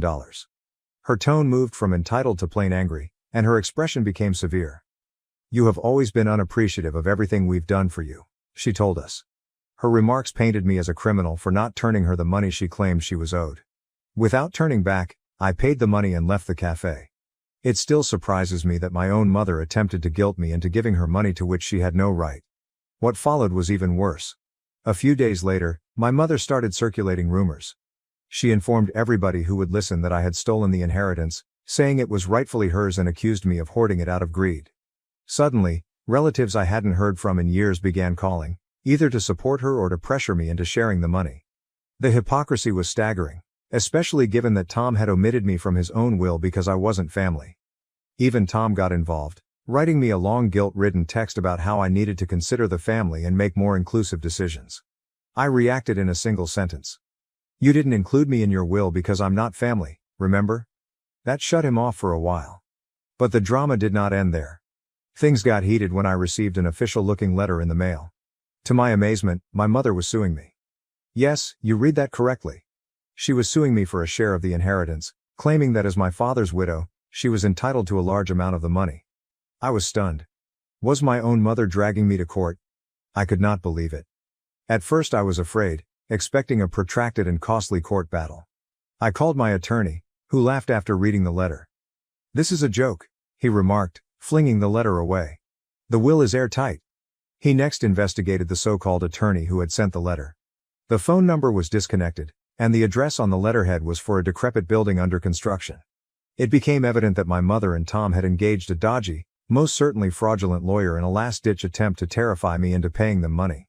While I was happy that the lawsuit was unfounded, I was also terribly disappointed. Their willingness to go to such lengths for my inheritance was surprising. They had tried guilt-tripping and manipulating me, and now they were making direct legal threats. I was done attempting to salvage any sort of relationship with them. I understood I needed some distance. After the legal jitters passed, the emotional toll hit me hard. I was exhausted, sleep deprived, and the constant drama was affecting my mental health. That was when I realized I needed a vacation from everything. We decided to take a road trip after talking with some of our friends. Nothing extravagant, just a trip to a couple spots we'd always wanted to go but never got around to. It was just what I needed. Time to clear my mind, escape the chaos and, most importantly, consider what I wanted for my future. As we began the road, I couldn't help but reflect on how much had changed in such a little period. A year ago, I was barely making it in a house that never felt like home. I now had financial security, my own home, and the freedom to make my own judgments without interference from others. It felt liberating, yet also bittersweet. Growing up, I looked to my mother and stepfather for guidance and encouragement. To me, family meant having someone who would always have your back, no matter what. But through it all, I learned a terrible lesson. Just because someone is family by blood does not guarantee they are there for you in the ways that matter. Throughout the trip, I reflected a lot and realized that I didn't need their money, validation, or acceptance. I had everything I needed, and the relationships I actually valued were those I had formed with people who loved me for who I was, not what I could offer them. In little ways, my friends, colleagues, and even Nathan expressed more genuine care for me than my mother or Tom ever did. Following the trip, I decided to write letters to each family member who had attempted to influence me. I did it for me and not for others. It was my way of achieving closure, expressing what I couldn't say in the heat of the moment.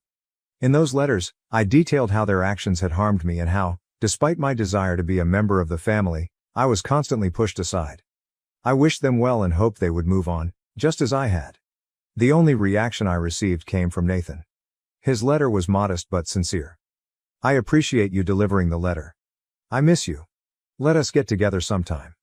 It wasn't much, but it was the beginning. Nathan and I might one day develop something real, free of obligation or manipulation. As for the rest of the family, I had finally accepted that we were better off at a distance. The inheritance had served as a wake-up call. Not just a financial boon, but also a revelation about my true family. It wasn't the folks who raised me. It was those who supported me when I had nothing to offer but myself. Looking back, I don't have any regrets.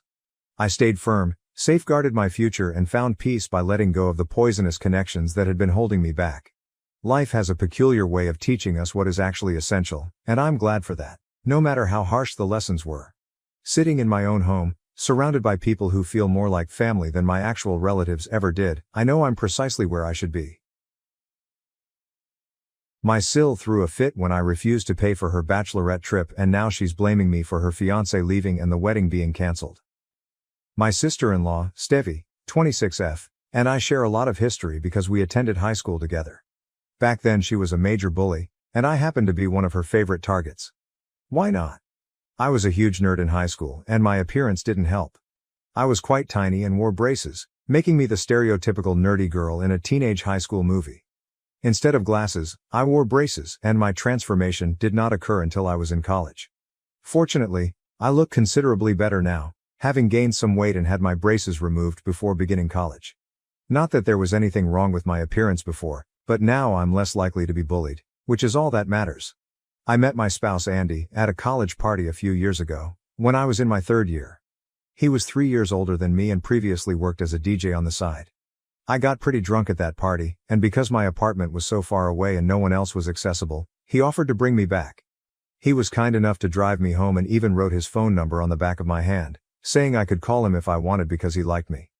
The next morning, I awoke with a severe hangover, but knew I had met someone wonderful. I called him, asked him out for a date, and that was all. We got along incredibly well on that first date, and I felt I'd found the one. But there was one issue: his sister. On our first date, we discussed our families, and Andy stated that he has a sister named Steffi. I joked about having a high school bully with the same name, but he looked at me seriously and said it could have been his sister, who had some behavioral issues back then. When he informed me the name of her high school, we discovered that his sister was my high school bully. It felt embarrassing, but I didn't let it interfere with our time together. I told him it wasn't a huge thing because I preferred him over his sister, and he agreed. After 3 months of dating, we decided to introduce each other's families. While it was reasonably easy for me to introduce him to my family, he found it tough and unpleasant because he was aware that his sister and I did not get along well. I was anxious the first time I had supper with his family, mostly because of Steffi. But it didn't go that terrible. His parents were really warm and friendly to me, and Steffi was cold and aloof, but it was still better than how she treated me in high school. I preferred this new version of her since it was much easier to deal with. She didn't say anything to me and kept our interaction to a minimum, which I viewed as a victory because it meant we could simply ignore one another and move on. I consider myself fortunate because this has been our relationship for the past few years. I haven't had much interaction with her, and she has never showed a desire in becoming friends with me.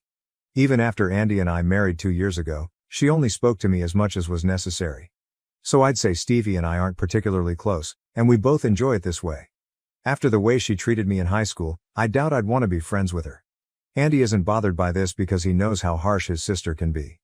He doesn't mind that the two of us don't talk, and he understands that I haven't forgiven her for the way she devastated my high school experience because she has never expressed regret. You can't forgive someone who doesn't even apologize, and Andy understands that. He and Stevie have a regular sibling relationship, which I'm fine with because I know he does not perceive Stevie in the same way that I do. It's also been a long time since high school, and I don't want to urge my husband not to communicate with his sister or create unnecessary drama. She and I are now civil, and that is all that matters. Everything is okay in the family. I was surprised when Stevie contacted me a few weeks ago and asked if I wanted to join her on her bachelorette trip to the Greek islands. She didn't simply ask me over the phone, she invited me over to lunch. I was skeptical at first, but Andy urged me to try it, so I went. During lunch, she invited me to join the excursion. She was pleasantly kind to me, and she even apologized for how she treated me in high school. Instead of ignoring our shared history, Stevie addressed it for the first time. I was surprised since I hadn't expected her to admit to the constant bullying. When it eventually happened, I didn't know how to react. She apologized for how she had treated me, admitting she was just being a brat, and said she discovered her error too late. She also claimed that she had never brought it up, even after I began dating her brother, because she was uncomfortable confronting the past and didn't know how to face me after everything she had put me through. While discussing all of this, she even shed some tears, making it appear extremely sincere. As the naive emotional person that I am, I fell for it. I told her that I had forgiven her and that everything was in the past because I no longer had any issues with her. We were all adults, so we could deal with it the way we were supposed to, enjoy a few drinks together and forget about it. She appeared pleased with this, and we ended the lunch on a positive tone. She invited me to accompany her and her pals on their bachelorette vacation to the Greek islands because she wanted to make up for lost time and make me feel like a friend. Initially, I was apprehensive to agree, but she persuaded me. I eventually accepted since I believed it would be a nice experience and could help me develop a friendship with Stevie. I was tired of the tension we felt any time we were in the same room. After much debate, I agreed. I wanted to move on from the past and give our relationship a new start, and I saw no better way to do it than to go on a trip and let our hair down. That was a few weeks ago. Stevie and I have been in touch since then. She was being married next month, and we were due to leave for the vacation at the start of this week. However, the trip was canceled due to a prank she played at the airport. She felt she could fool me into paying for the entire trip by breaking the news to me at the last minute, figuring I wouldn't cancel. She had no idea how easy it was for me to walk away, unlike her. I didn't care what her friends or she thought of me. We arrived at the airport approximately an hour before our aircraft was due to depart. We were all speaking when Stevie suggested we go get coffee, so I joined her. At the counter, she casually said, "Oh, by the way, I hope all your cards work internationally, because otherwise, you'll have a hard time paying for things." I informed her I was carrying cash for souvenirs and little purchases, but she explained that she meant hotel rooms, food, and even aircraft tickets, and that I would have to reimburse her for everything. I was really caught off surprise. We had never talked about this before, and half an hour before our trip was hardly the time to bring it up. She kept speaking in a casual tone, so I questioned if she expected me to pay for myself during the vacation. To my surprise, she said, "Not only for yourself, but for everyone on the trip, including my friends and me. I assumed you were going to sponsor the entire event, which is why I chose such an expensive location. I know you can afford it. Will that be a problem?" I still recall her exact words and can hear her tone in my brain, as if it were the most apparent thing in the world. But we hadn't talked about it, and I had never agreed to something like that. I questioned whether she was serious, and she admitted that she had expected me to finance the entire trip. She claimed if I didn't, she'd think I was stingy and selfish because I had the highest salary she knew. She couldn't think of any reason why I would say no. But I could think of several reasons, beginning with the fact that I never agreed to this. She did not even ask if I was comfortable with it. Yes, I did earn more than most others she knew because I am the vice president of a relatively large corporation. However, that did not obligate me to support her travel. We weren't there yet, especially since we were still developing our connection. And I was certainly not going to consider paying for a vacation for a group of people I didn't even know. More importantly, it was my money and my decision.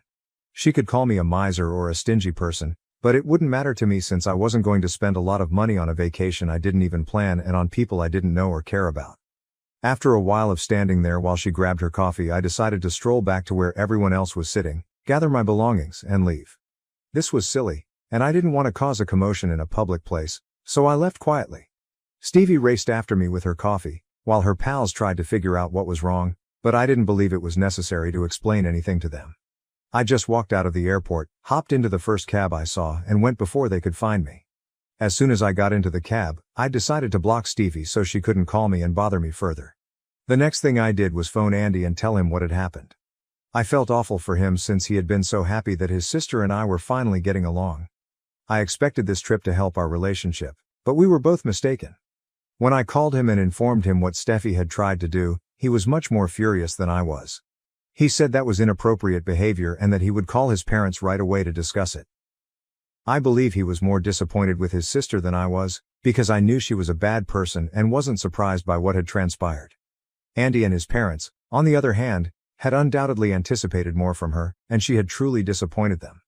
I believe that's what really messed things up for her after that, because as they found out what she was up to, they were all furious. Andy didn't say anything to her directly, but I could see he wasn't going to let this go since it was demeaning to me, and he was disappointed in his sister. When I returned home from the airport, Dad informed me I didn't need to speak with Steffi anymore. Not that I needed to be informed twice, I didn't want anything to do with her in the first place. I didn't hear from anyone in his family for the rest of the day, including his parents, but I knew Andy was on the phone with them all day. I elected not to discuss it with anyone because tempers were running hot. I knew everyone was already unhappy, and I didn't want to exacerbate it. I just stayed silent and waited for the storm to pass. 2 days passed with nothing happening, but I did chat with my in-laws. They apologized for how Steffi had treated me. I told them that it was no big issue because it was not their fault.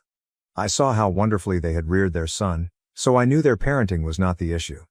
Steffi was solely responsible for how she turned out. Andy and I got back to normal quite shortly after that. I didn't ask him about the implications of Stevie's conduct since I wasn't interested in them. All I knew was that I wouldn't have to engage with her anymore, which was plenty for me. But then, 2 days after the incident, I learned that the wedding had been cancelled and her fiancé had left her. That was the indirect result of what she had done to me. When Andy and I returned home from work that day, he informed me that Stevie was blaming our family for her breakup with her fiancé. I wasn't sure how that was even logical, given that we hadn't spoken to her since the airport incident. Apparently, this all happened because, after Andy told his parents what Stevie had tried to pull at the airport, they called her and asked her to apologize to me. However, Stevie didn't believe she had done anything wrong. Instead, she began telling her parents that I was harsh and stingy, and she was relieved I had left. This irritated her parents, who informed her that they would no longer be paying for the wedding and that she needed to find someone else to fund her lavish occasion. Stevie attempted to seem unconcerned, but it was going to be difficult for her to cover all of the wedding expenses on her own because she had just resigned her job and started her own business a few months ago, which had yet to break even. It was not feasible to pay for anything herself. Despite knowing this, she refused to apologize or accept responsibility for her mistakes. The wedding was only a few weeks away, so this was becoming an urgency for her. According to Andy, after speaking with her parents, Stevie informed her fiancé that her parents would no longer be funding the wedding expenses and that she expected him to take over. This sparked a massive dispute between them because it was clearly unfair for her to drop this on him with only a few weeks till the wedding. That fight eventually led to the cancellation of the wedding. After Andy told me the whole story, I asked him how he knew everything. He added that following the altercation with her fiancé, Stevie arrived at their parents' house and argued with them as well. She had blamed both them and me for what had occurred. She largely blamed me, which I thought was unfair given that I had nothing to do with the incident. Stevie stated that she had to cancel her trip with her pals because I refused to pay for it. She now believed she had to cancel her entire wedding and that her fiancé would most likely end their relationship. I strongly disagree with the vacation situation, because there was never any talk about me paying for it. It was absurd of her to anticipate that. However, I feel horrible that her wedding was cancelled. I've been feeling guilty about complaining to my husband and becoming so agitated over the situation. I guess I'm just sad for her because I know she was looking forward to getting married. Honestly, I'm looking for some reassurance. Is it my fault for whining to my husband about my sister-in-law expecting me to support her bachelorette trip for all of her pals at the airport? Update. First and foremost, thank you so much for informing me that I am not at blame here. I guess I needed to hear that. I was feeling bad about everything, and it didn't help that Stevie had been posting depressing things about being betrayed and such. It's been 5 days since the airport incident, and even though I've banned her everywhere, I know she's been posting bizarre sad phrases to get attention. When someone questions her about it, she tells them her side of the story while claiming to be the victim. Any sorrow I felt over her wedding being postponed has vanished because, plainly, she will stop at nothing to make me look like the villain in her story. I don't have to feel awful for her. She has even gone so far as to tell people that, while she anticipated me to stab her in the back, she didn't believe her brother would ever promote or tolerate something like this, but she was plainly mistaken, and her brother couldn't care less about her feelings. Again, I feel compelled to highlight that she had never asked me if I was comfortable or willing to cover the costs of the trip for her and her friends. The fact that she had to cancel at the last minute and return from the airport was totally her responsibility. According to her version of the tale, we had discussed it several times, but I flipped out at the airport, threw a fuss and left, which she considered a major slap in the face. She states that she and her friends had to return home without a trip, which was quite humiliating. It's infuriating how she's been spreading lies about me. However, I'm relieved that most of the relatives she's been saying this to have contacted me, as it seems out of character for me. I was able to clear the air and explain my side of the situation. Most people believe me, so whatever she's doing isn't working. She's coming across as a complete liar and moron. Andy told me he wanted to speak with her and tell her she couldn't keep lying about us, but I assured him there was no need. What she's doing is backfiring, and instead of harming our reputation, she's injuring herself. We can simply let her carry on. Update 2. It's been about 2 weeks since we learned that Stevie was no longer getting married. She had been complaining about us to all of her relatives, but it didn't work because most of them didn't believe her and turned to me for proof. I told them the truth, and within a few days, almost everyone knew what had transpired. She realized there was no use in attempting to make us appear terrible anymore, so she gave up. We assumed that was the end of the story, but evidently not. She has recently moved in with her parents because she and her fiancé broke up and she has nowhere else to go. Her fiancé, a good guy, had offered to let her keep the apartment while he moved out, but she couldn't afford the rent on her own, so she decided to move back in with her parents. Andy and I find it ironic. She had so much to say when her parents told her they wouldn't be supporting her wedding, pretending she had it all under control. But now her life is crumbling apart, and her parents are the only people she can turn to. My in-laws, being the nice people they are, took her in despite her bad behavior. But now that she's living with them, you'd think she'd have the common sense to stop talking negatively about me and Andy, especially in front of her parents, who are also Andy's parents. However, she is one of the most dumb persons I've ever met. Even after my in-laws made it clear that she was not permitted to badmouth us or behave as if we were the villains, she continued to do so in front of them. She was continually attempting to turn them against us, so my in-laws decided to inform her that she could either acknowledge her mistake and try to become a better person, or she would no longer be allowed to live with them. That, of course, irritated her, and she has now taken to emailing Andy every day, reminding him that I not only destroyed her bachelorette trip and wedding, but also damaged her life because her fiancé deserted her and her parents continue to support me. As if any of that were my fault. Andy has not blocked her yet because she is a family member, but she is on thin ice. A couple more texts insulting me, and I'm sure Andy will visit his parents' house to confront her in person. I believe she is only venting her feelings, but it is wrong. Update 3. We did it, I just couldn't handle it any longer. She was going too far, saying the worst things about me while messaging Andy, believing she could get away with it. Unfortunately for her, we are not particularly friendly.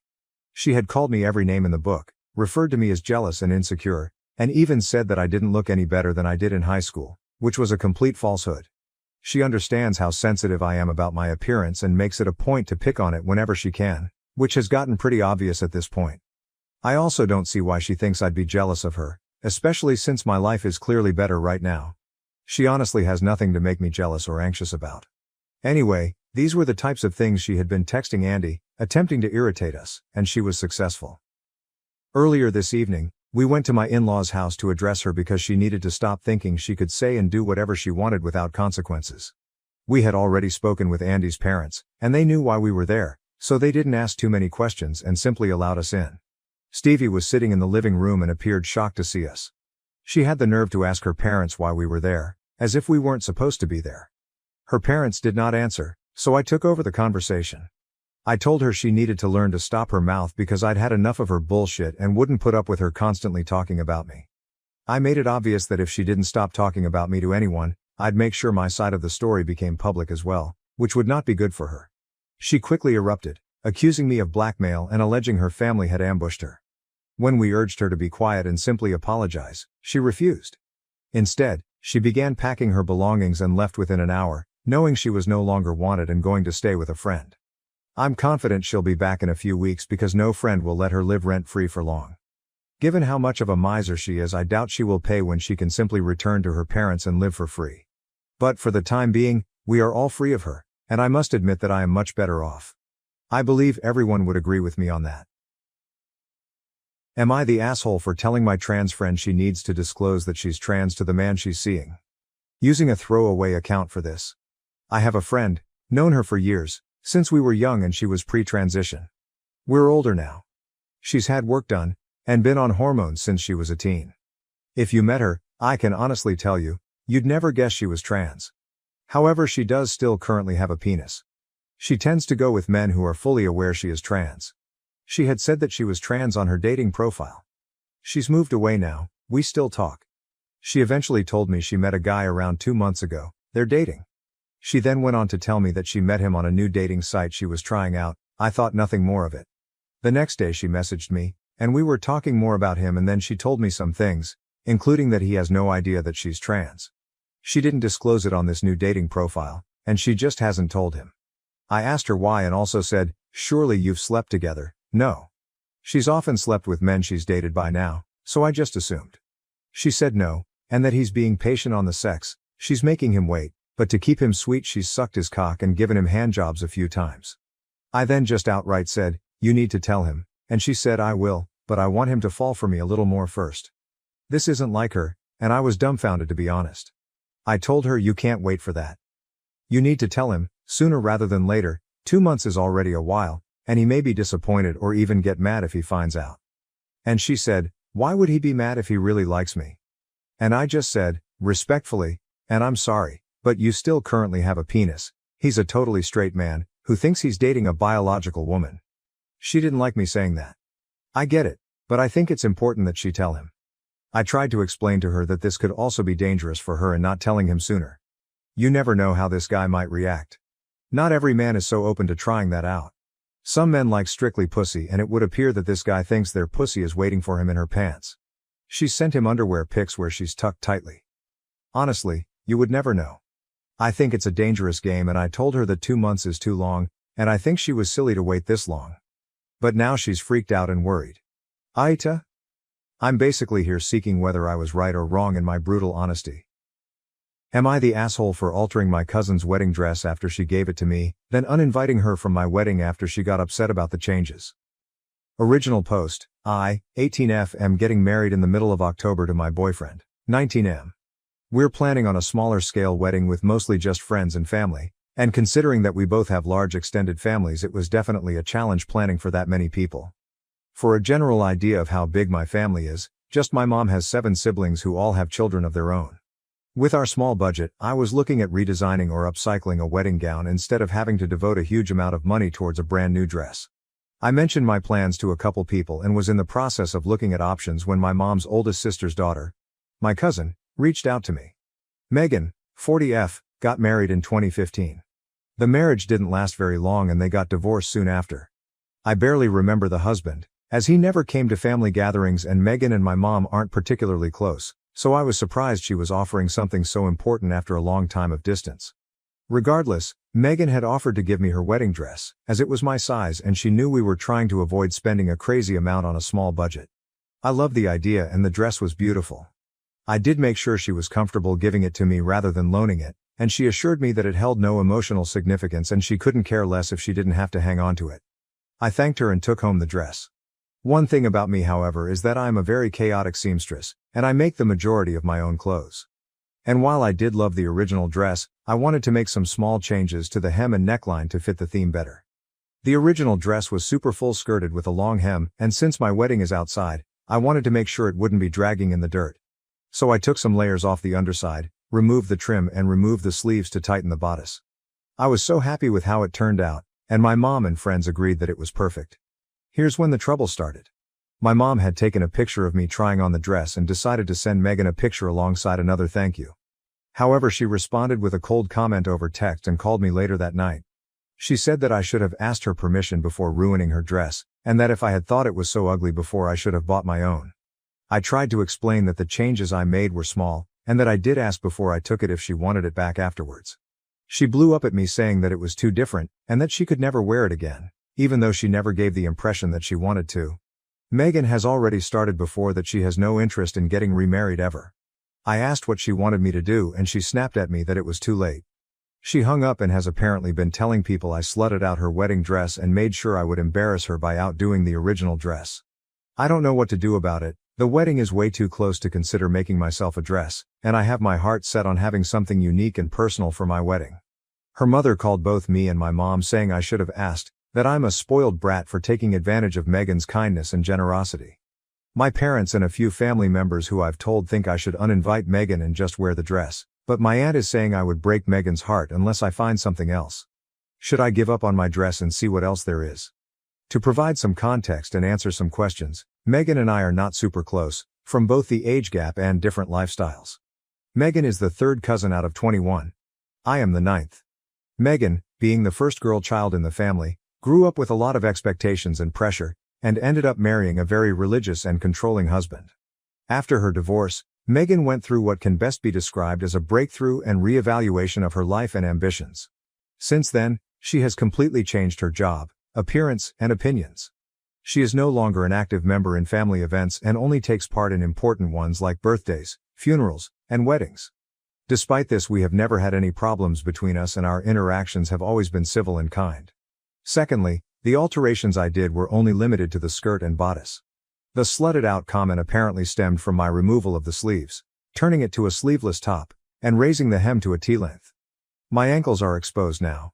Someone had pointed out to me that Megan's anger was a product of her own self-esteem, as she has naturally grown and gained weight since then, which I could definitely see even though she is still beautiful.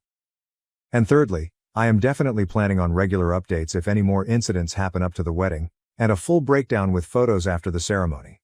Thank you to everyone for their kind messages and loving support. You've all made me feel so much better and I appreciate you taking the time to comment. Update. As of yesterday, I found out from my fiancé that Megan had reached out to him with false concern about how my home-styled dress gave the wrong idea about our wedding and had the audacity to ask him, the man I've been in love with for nearly 3 years, if he was sure he wanted to marry a woman who wouldn't put in the effort of getting a proper dress. She says this as if I hadn't spent weeks sewing the dress to make sure it was perfect. Thank goodness my fiancé wasn't upset by her attitude and responded that I had put way more effort into the dress than she put into her marriage, and that shut her up real fast. She turned around and apparently has been crying to my elderly grandparents, her mother, some of the other cousins etc. that I'm a trashy whore with a cheap shotgun wedding. I'm not even pregnant LMAO, with a fiancé who is only interested in our family's money. My fiancé is a mechanic, and regardless of the fact that he is doing really well and makes a pretty good salary, she still seems to think he's beneath her. Some of my older cousins, the ones I don't talk to as much, have actually expressed concern about whether or not they want to go to the ceremony at all. I blame my aunt for spreading misinformation, which I managed to assure them wasn't true. After all of this, I reached out to Megan saying that because of all her comments and insults she is no longer invited to the wedding. I admitted that I was sorry for the situation, but I can't keep pardoning her rude comments on what is supposed to be a happy time in my life. She snapped that she wouldn't show her face at my pathetic excuse for a wedding, and that she can't wait to see how I act when he leaves me. Overall, I am pretty confident that Megan and I's relationship might not recover, but at this point I don't regret anything. Here's hoping everything else cools down in the next couple weeks and I can go into our day with no negativity at all. Am I the asshole for altering my cousin's hand-me-down wedding dress after she told me I could have it? Top comments. Commenter 1, wear the dress, invite the cousin. Use the pieces of the dress to make a decorative pillow for your rings and present it to her at the reception as the best cousin ever for gifting you the dress. It will be a public moment and you will never hear about it again. Commenter 2, totally NTA. Your mom blew it by taking photos and posting. That was unfortunate. Issue 1.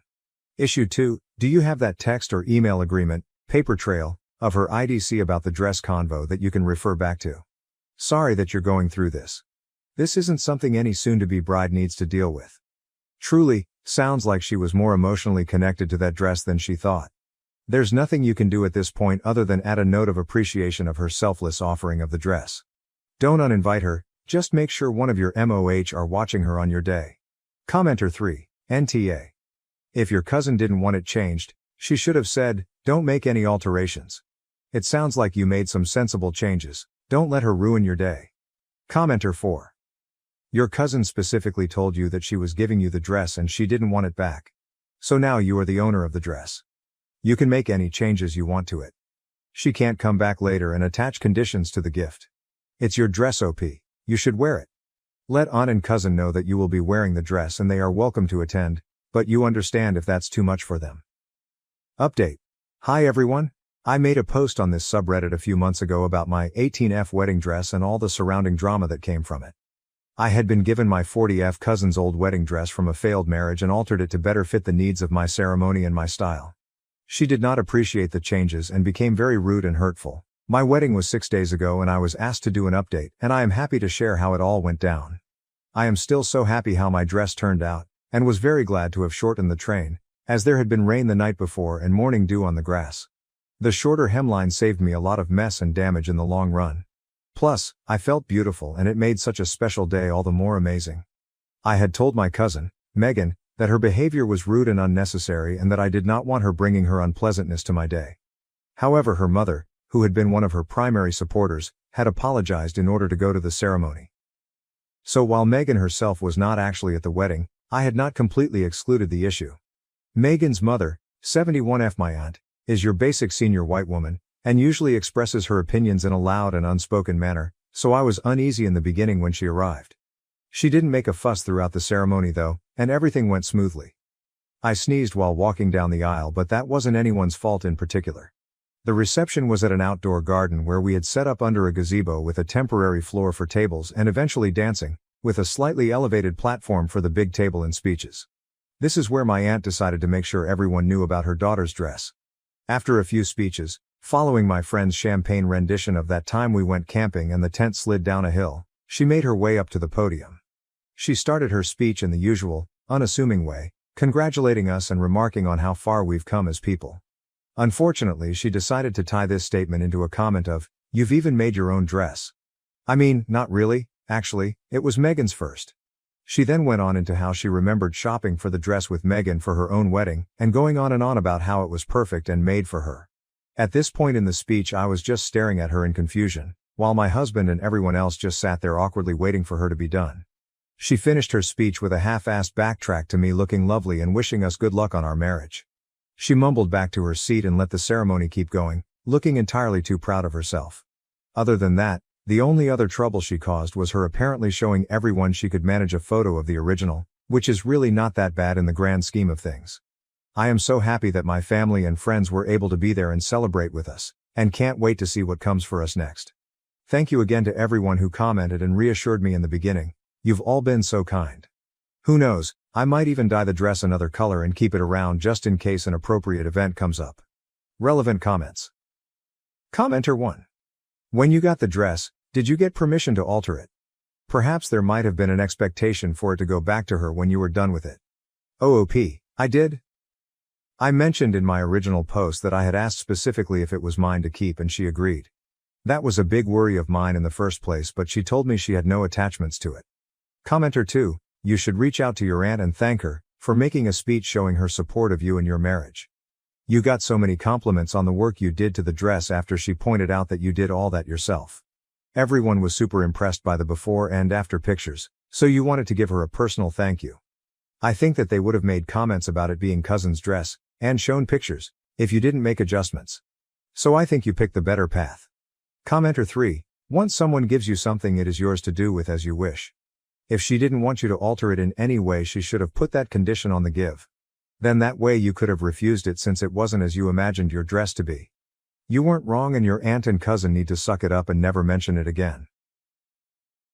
Am I the asshole for cutting ties with my dad after years of being blamed for my mom's death and refusing to pay his rent? Since the day I was born, my life has been challenging. You see, my mother died in the hospital while giving birth to me.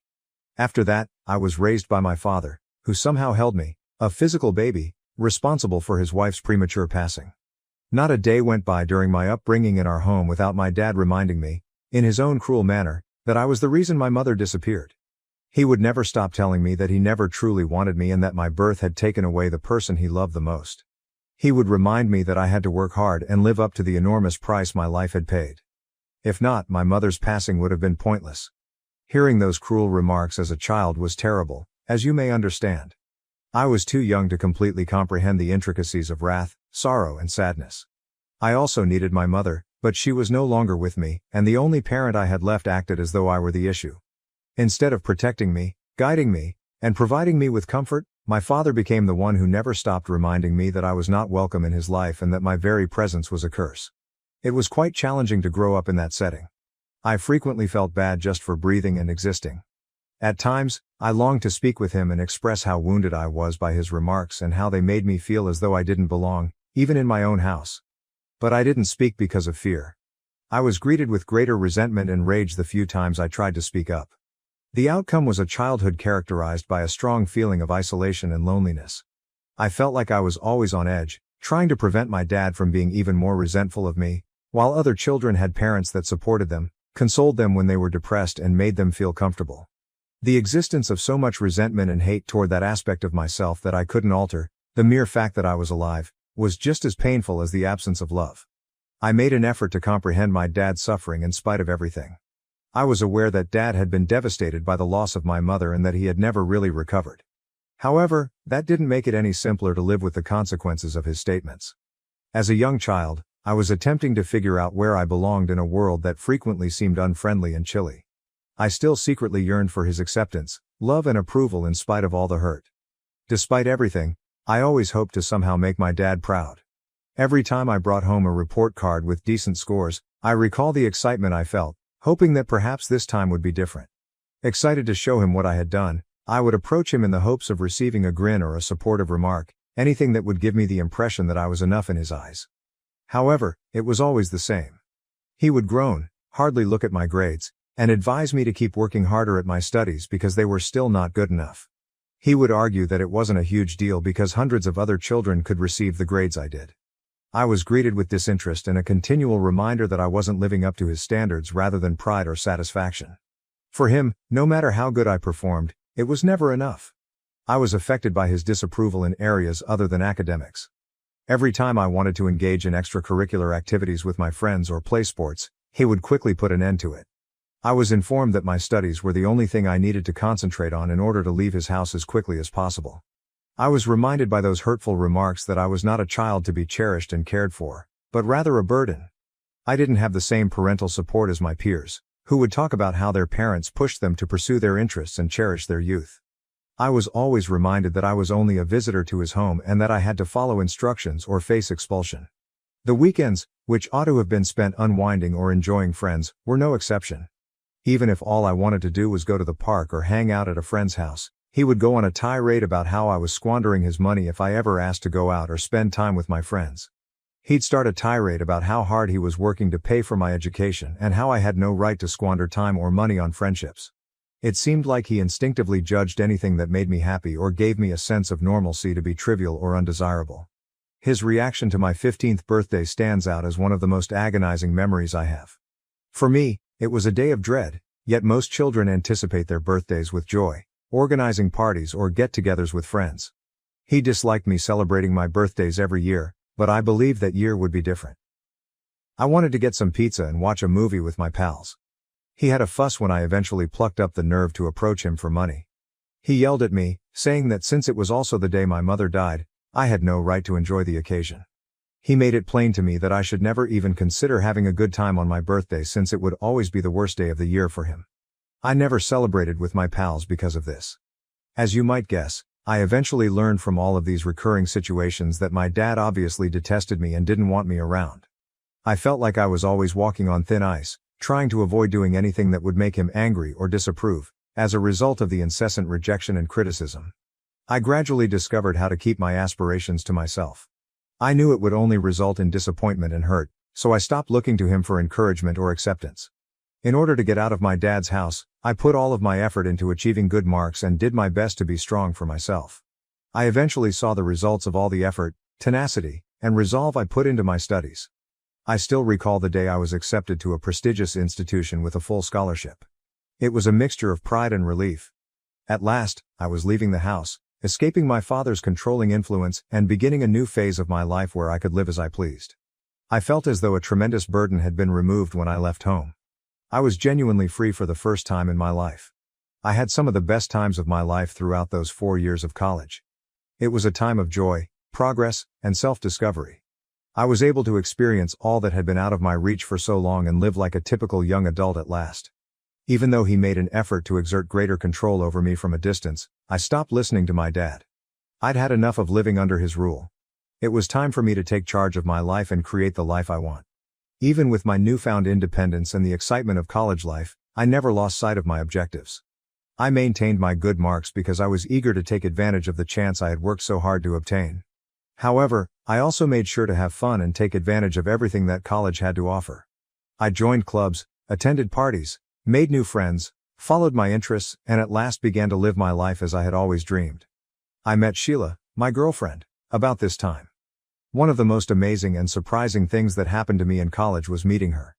There was something about Sheila that captured my attention right away. We are both very similar in that we are driven, ambitious, and career-focused. Beyond that though, our deeper connection was what truly set our relationship apart. No one else ever understood me the way Sheila did. The fact that we can sit together for hours on end without having to talk to each other is one of my favorite things about her. She lets me lose myself in my thoughts, which is really uncommon in relationships. I never feel under pressure to be someone else when I'm with Sheila. Whether we are sitting side by side, content in our solitude, or discussing our aspirations and ambitions, we appreciate each other's presence. For the first time in my life, Sheila gave me the genuine sense that I didn't need to bear the shame I had been carrying around for so long. She was able to see straight through the misery I had been experiencing. Pain that had grown so pervasive in my life that I was virtually blind to its abnormality. Sheila emphasized how terribly incorrect it was for my father to hold me responsible for my mother's passing and how no child should have to deal with that. She urged me to go to therapy, which I had never given much thought to before. I didn't even know there was a method to break free from my dad's influence because his words were so embedded in my brain. One of the things that changed my life the most was going to therapy. At first, it was difficult since it required a lot of bravery and work to face the truth about my childhood, admit the trauma I had experienced and learn how to destroy the harmful ideas I had internalized. However, therapy let me see things that nothing else had. It made it clear to me how faulty my dad's reasoning was and how much I was worthy of better. I gradually came to understand that my dad's resentment and rage were his problems, not mine, and that I wasn't responsible for my mother's passing. I saw that my anger toward my dad increased as I began to recover. It seemed as though all of the bitterness I had been harboring was at last emerging. For years, I had been carrying the guilt he had placed on me while attempting to gain his favor and be the child he desired me to be. However, I was now coming to the realization that I had nothing to do with that and that he had unfairly and cruelly burdened me with his rage and anguish. I found it challenging to keep up any sort of contact with him during my time in college because of this rage. I rarely spoke with him, and when I did, it was tense and brief.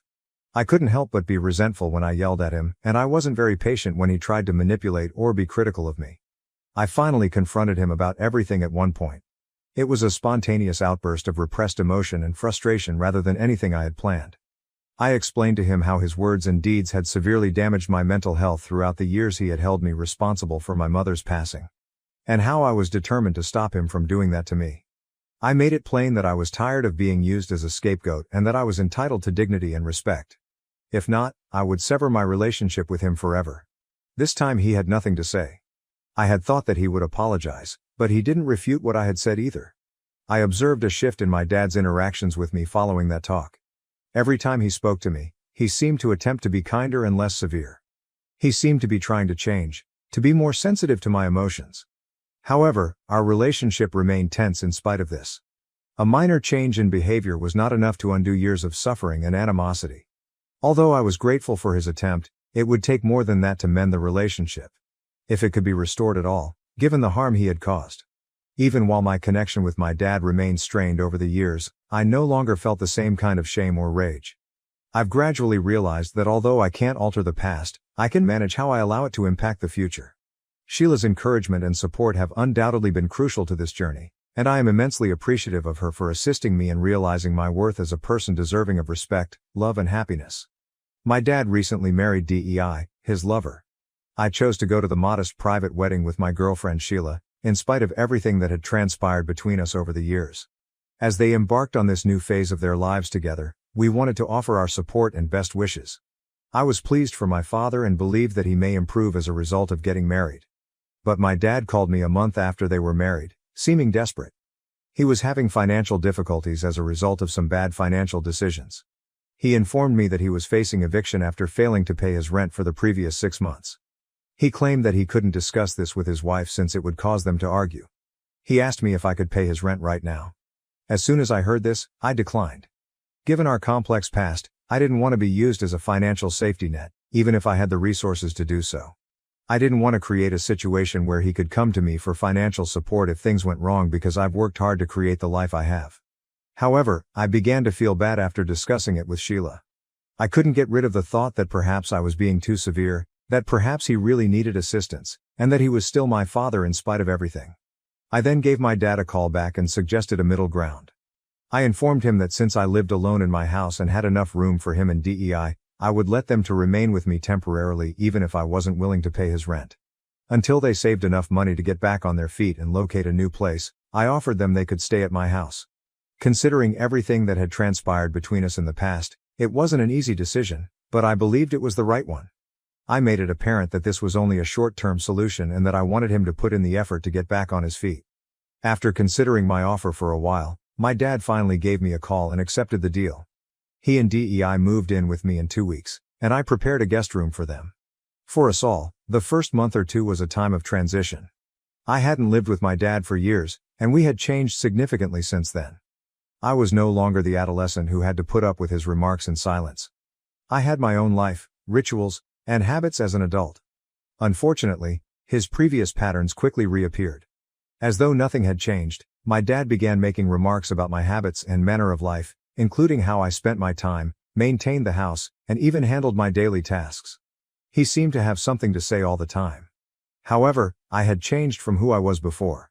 I wasn't going to give him that much control over me this time. Every time he began to criticize me or try to dictate how I lived my life, I would tell him to stop. I would make it plain that, particularly while residing under my roof, he had no right to criticize my decisions. I was forceful, but I wasn't impolite. I refused to let him tell me how I should live any longer. Naturally, his wife, Dee, was not pleased with this. She said a few of times that I should respect my father. She would explain to me how much he had given up. Since I knew the truth about him and she obviously didn't know about half of the things he had done to me as a youngster, I would just shake my head. Although I respected my father, I wasn't going to let him control me or override my decisions.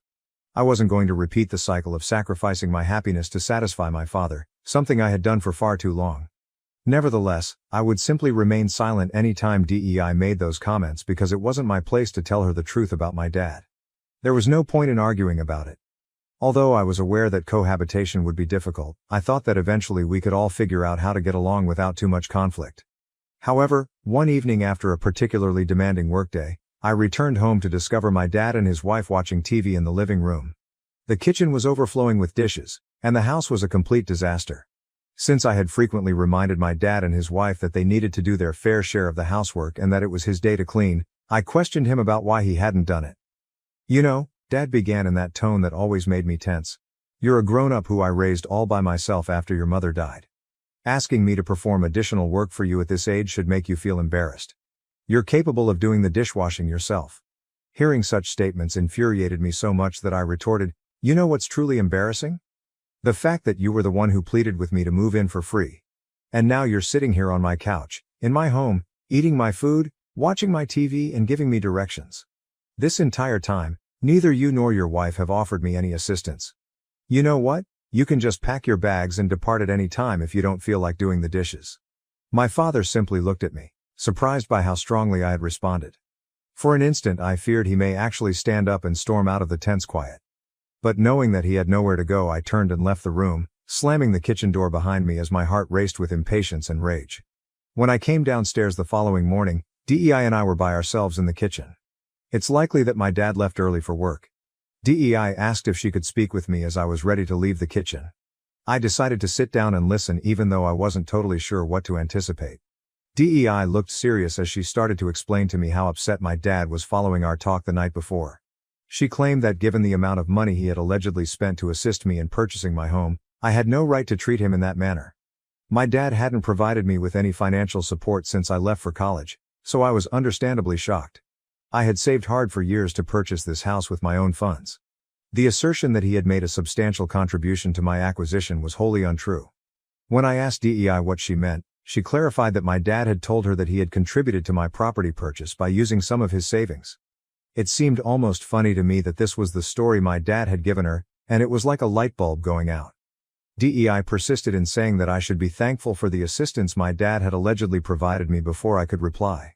She believed that since he was having financial difficulties, it was only right that I begin paying him back some of that money by housing them while they were living with me.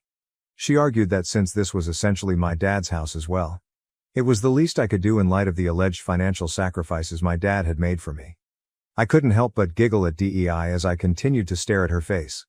I mean, I couldn't take it seriously because it was all so ridiculous. When I eventually stopped laughing, I told her the truth. My dad hadn't paid $1 and I was the real owner of the house. Her expression was priceless.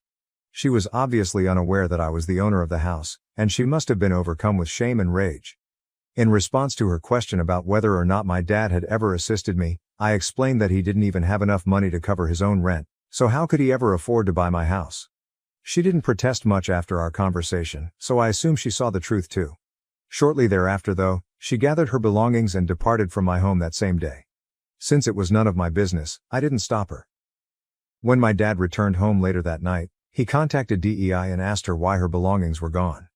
He began blaming me for speaking out after he learned that I had told her the truth about who owned the house. He claimed that by disclosing the truth, I purposefully ruined his marriage and caused his wife discomfort. He claims that since he now felt inferior to me and that it was somehow my responsibility that he couldn't afford a house of his own, I ought to have been more understanding and allowed her to believe his lie. It was unbelievably frustrating. I made it clear to him that I was offering them my house in order to help them, and instead of receiving appreciation, I was being held responsible for their issues. My dad seemed to have forgotten that I owed him nothing and that he was the only one at fault in this situation. Even as an adult, he was attempting to use me as a scapegoat for something that wasn't my fault, as if all the years of him treating me like I was the issue had suddenly returned. He refused to listen though. He didn't see my point of view and demanded that I call DEI to apologize and make things right by lying, giving her the impression that he had assisted me in some way when I bought this place. I said that I would not tell his wife a falsehood on his behalf. The continual manipulation and finger-pointing had worn me out, and I had had enough. My mental health was beginning to suffer as a result of my dad's continual arguments with me, so I finally told him that I could no longer bear his presence. I requested that he get his belongings and vacate by the next day.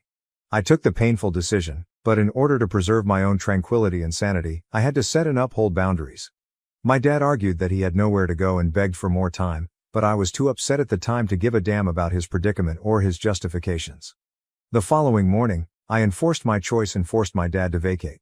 Since DEI won't talk to him, my dad has been contacting me to whine about how I have destroyed his marriage and his life. He claims that a good son would never have ejected their parents and continuously blaming me for DEI's current situation. Update 1. I'm relieved that everyone is aware of the immense trauma my dad has caused me over the years. Many people have suggested that I get in touch with DEI and tell her the truth about my early years because she could not be completely aware of my dad's true identity. I've stayed out in his affairs up until now, but I think it's crucial that she understands the truth because he may have misled her about other matters. I'm going to get in touch with her and speak with her directly. Update 2. A week has passed since my last update. DEI and I finally got a chance to sit down and talk about everything. As it happens, she was unaware of the type of upbringing I experienced. I told her about my emotional trauma, blame, and the effects it had on me. She appeared astonished and acknowledged that Dad had presented a very different image of himself, suggesting that he was a struggling single parent who had given up everything for his child. I was so shocked that I had to shake my head. I told tales of my early years and how I was always held responsible for my mother's death. She conveyed her understanding and concern. I then told her how fortunate I was to get a well-paying career and how hard I had fought to establish myself during college. I was able to move into my own place and save money as a result. I explained to her that I didn't enjoy my father controlling everything around my house because, as a child, he never let me be who I was. DEI recognized my suffering. She then disclosed that Dad had lost all of his money as a result of gambling, and she hadn't told me about it before as he wanted to hide it and was too embarrassed about it. She clarified that she had flatly rejected my dad's initial offer to move in with me. She didn't feel comfortable living with me, so I suppose that's why my dad lied to her and said that he had helped pay for my house, which made her feel less bad about accepting the offer to remain with us. She was upset though, when she subsequently learned from me that his claims of helping with my house were completely false and really another ploy to achieve what he wanted. She went on to express her embarrassment at having to ask me for rent that day. I informed her that Dad was solely responsible for his falsehoods and that it wasn't her fault. DEI told me as we were leaving that she intended to take some time away from Dad to think about their relationship after our talk. Update 3. Hello everyone. I am aware that it has been 3 months since I last made any updates to this page. Since I requested my dad to move out, I have severed all ties with him. Although it hasn't been a simple decision, it is essential for my emotional and mental well-being. He tried to point the finger at me for everything the last time we spoke, but I stopped talking to him. I simply blocked him right away. I must say that I've been feeling a lot better ever since. I feel relieved and more clear-headed now that the pressure and manipulation have subsided. I feel as though my privacy and tranquility have finally returned. Sheila, my girlfriend, has been really helpful during this process. She has supported me, helped me process my feelings, and offered consolation and encouragement. Her assistance has had a significant impact, and I am truly appreciative of her. I'm gradually discovering a new sense of security and contentment now that my dad is no longer involved and Sheila is by my side. I'm concentrating on creating the life I desire, working for my objectives, and appreciating the good things in my relationship. Am I the asshole for cutting ties with my family after years of being overshadowed by my disabled sister's needs and feeling invisible? Emily, my younger sister, has always been the center of my family's existence. Even though she is a year younger than me, it has always seemed to me like she lives in a completely different universe that is solely centered on her. Because Emily was born with a physical disability and ongoing health problems, her life was filled with doctor's appointments, treatments, and special accommodations. Naturally, my parents devoted nearly all of their time and energy to making her life as easy and happy as possible, and I could see why.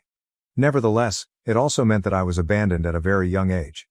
I took on the role of the easy and healthy kid, which came with the expectation that I needed less care and upkeep. I learned early on not to worry about it because Emily's needs always came first. I would nearly always stay behind when Emily couldn't, either at Aunt Linda's or with a neighbor, depending on Emily's ability to cope. They would frequently say, "We will bring you next time." But I never felt like it would happen. I didn't simply miss the big family holidays. Emily was almost always at the center of even the small everyday activities, like going to the park, buying ice cream, or watching a movie with the family. Sometimes I could comprehend it logically, but it still hurts emotionally. Her needs always came first, even though I would be excited about the idea of us all doing something together. I felt unnoticeable. The first time I truly felt the weight of being forgotten was on one of my birthdays. I must have been 8 or 9 years old by then. There was no cake, no celebration, and no acknowledgement of the day. I woke up that morning with the thought that maybe, just possibly, something unexpected was in store for me. However, as the day went on, it became very evident that my parents had completely forgotten my birthday. Their main goal was to get Emily to a concert that she had been anticipating for several months. They talked enthusiastically about the performance when they got home. As I listened, I questioned if they were even aware that it was supposed to be my special day. It wasn't until the next morning that my mother realized her error. Even while I appreciated the gift card she hurriedly grabbed as an afterthought, it was painfully obvious that the excitement of Emily's concert far outweighed my birthday in their universe. For many years, this pattern persisted. My parents were constantly focusing on Emily, and I was expected to accept that. Being understanding at all times, avoiding conflict, and blending in while everyone else's needs were taken care of was a heavy burden for a young youngster. I felt more noticed and appreciated whether I was by myself or at friends' houses, so I started spending more time there. A year ago was my 10th birthday. For weeks, I had been hinting that I wanted to do something fun. Like go to the arcade or throw a pizza party. It was significant to me because I was finally getting close to double digits. As my birthday drew near, however, it became very evident that nothing was scheduled. I wanted them to surprise me, but I forced myself not to get excited. Maybe, just maybe, this year would be different. On the morning of my birthday, however, there was no celebration. There was no mention of it during breakfast, and the day went by like any other. Emily was the center of attention because she had been having a rough week with her health. Even though I knew she required more attention, I still felt disappointed. My school friends recalled, wished me a happy birthday, and even collected some money to buy me ice cream for lunch. It was a small thing, but it made the day seem less empty. I thought maybe my folks would remember when I got home that afternoon. However, the house was silent, and my mother was on the phone setting up Emily's next therapy session. My father was still working. It should come as no surprise that no one acknowledged that today was supposed to be mine. Trying to make the most of it, I went to my room. What is the point of saying anything? It wouldn't make people remember, and it certainly wouldn't make them feel sorry. The following day my mother finally realized she had missed my birthday again. She apologized and explained how busy she had been with Emily. As usual, I nodded and claimed it was all right, but it wasn't. Even though I knew in my heart how things would work out, they assured me that we would make up for it that weekend. I desired to have faith in them. We stayed at home during the weekend though, because Emily wasn't feeling well enough to go out. Rather than celebrating or doing something special for Emily, we watched her favorite movies. As an afterthought, my dad brought home a store-bought cake, but by that point, it felt more like a consolation prize than a celebration. It served as yet another sobering reminder that in my home, Emily's needs and desires always came first. I had given up on having many dreams by the time I turned 12. I didn't focus on making any requests or offering any agenda suggestions. I spent the entire day playing video games, doing my homework, and helping out around the house. That year, my parents did remember to wish me a happy birthday, but there was a brief acknowledgement before everything was back to normal. That day, Emily went to see another doctor, and she was the center of attention again. That birthday hurt the most. Even though it wasn't particularly awful, not because of anything noteworthy, but rather because of how typical everything was. Habitual neglect as opposed to malicious neglect. My needs barely registered since my parents were so accustomed to giving Emily all of their attention. They neglected not just my birthdays but also my accomplishments in school, my hobbies, and the things I held dear. The acknowledgement was swiftly followed by dismissal. Resignation hardened by the disappointment. I stopped expecting something different as I grew older and realized that this was just the way things were. Celebrations of friends' birthdays began to act as a reminder of what might occur. At home, however, the story was consistently the same. As the years went by, I became accustomed to my invisibility. My parents constantly seemed to be somewhere else, so I learned to have modest expectations. It wasn't like they didn't care about me in their own way. Even though Emily's requests were always more urgent, more immediate, and somehow more important, I started to emotionally distance myself, not out of anger, but out of self-preservation. It was easier to be satisfied with coming in second, third, or not at all, and it was easier to not expect anything. During all of this, my grandparents were my lifeline. They were the ones that noticed the small details about me and gave me a sense of importance. Every time I went to their house, I had the impression that I had entered a different realm where I could see myself. Making everything unique was something my grandmother was particularly skilled at. Each time I went to see her, she let me pick out something to bake. No matter what we made, cookies, cupcakes, or even simple spaghetti, she had an old recipe book that was worn and battered. Her kitchen was our thing. My childhood was filled with joy on such afternoons. She made sure I understood that I was more than just another kid, I was her grandson. Grandpa, however, was the reserved type. Although he didn't say much, he was trustworthy and always present. He loved model trains. His basement was crammed with tracks, little houses and miniature scenery. I loved how he included me in something he enjoyed, not because I was a rail enthusiast. It was the only area where I didn't feel like an afterthought, and I spent hours down there with him. My grandparents complimented me on every small achievement I made that my parents didn't notice. After I scored my first soccer goal, Grandma prepared a special dinner and baked a cake. Grandpa even put the ball I used in the game in a small display in the living room. They made it feel like a huge deal in their place. Even though it was just a local soccer match, it was important to them because it was important to me. However, such pleasant things are always taken away by life. It was 3 years ago that Grandma fell unwell. It was a long fall, reflecting the slow erosion of my childhood happiness. It wasn't abrupt. She continued to attempt baking with me at first, but as her condition worsened, our sessions shifted to my sitting next to her bed and holding her hand as she slept. Long before she was gone, I missed her. Her death truly broke my heart. It felt like losing everything when I lost the one person who gave me a sense of belonging. The funeral went very quickly. There were many faces expressing sorrow, but it didn't feel genuine. Although Grandma was no longer with me, it felt more like a piece of me had. After that, Grandpa changed. His once warm eyes become aloof. Our visits decreased, and he stopped hanging around with his trains. What had been my sanctuary felt chilly and empty now. Because the house was too full of memories, Grandpa eventually went into a nursing home in a different city. I could understand why it was sold, but it still felt like another aspect of my youth had been lost. It wasn't the same when we went to see him once a month. The antiseptic visitor's room lacked the coziness that had previously made our time together memorable, and our visits were short. We were both unable to mend the raw wound caused by Grandma's absence. The barrier against the loneliness I experienced at home disappeared after Grandma left and Grandpa moved far away. Everything became controlled by Emily's needs, and life resumed as it had always been. The contrast, however, was suddenly even more noticeable. My grandparents made me visible where my parents had unintentionally rendered me invisible. It was absorbed by every family decision, every discussion, and every medical procedure Emily had. My words appeared to disappear as soon as they left my lips when I tried to discuss friends or school. They didn't appear to be picked up. I became more reclusive at home, and I typically declined friends' invitations to hang out at the university. It was easier to avoid queries about why I felt the need to pretend everything was all right or why I was always so miserable. Everyone was aware of Emily, of course, but nobody had any real idea what it was like to live in her shadow. Since Emily did not select her health problems, I felt ashamed, but that did not make the actual suffering of neglect any less genuine. Specifically, the guilt was awful. I felt terrible because I wanted more attention. And I was upset that Emily was constantly given priority. Feeling important was more important than merely getting attention. Despite my parents' best efforts, I still felt like I was peering in from the outside. At this point, I brought up family therapy for the first time, but I had no idea what to anticipate.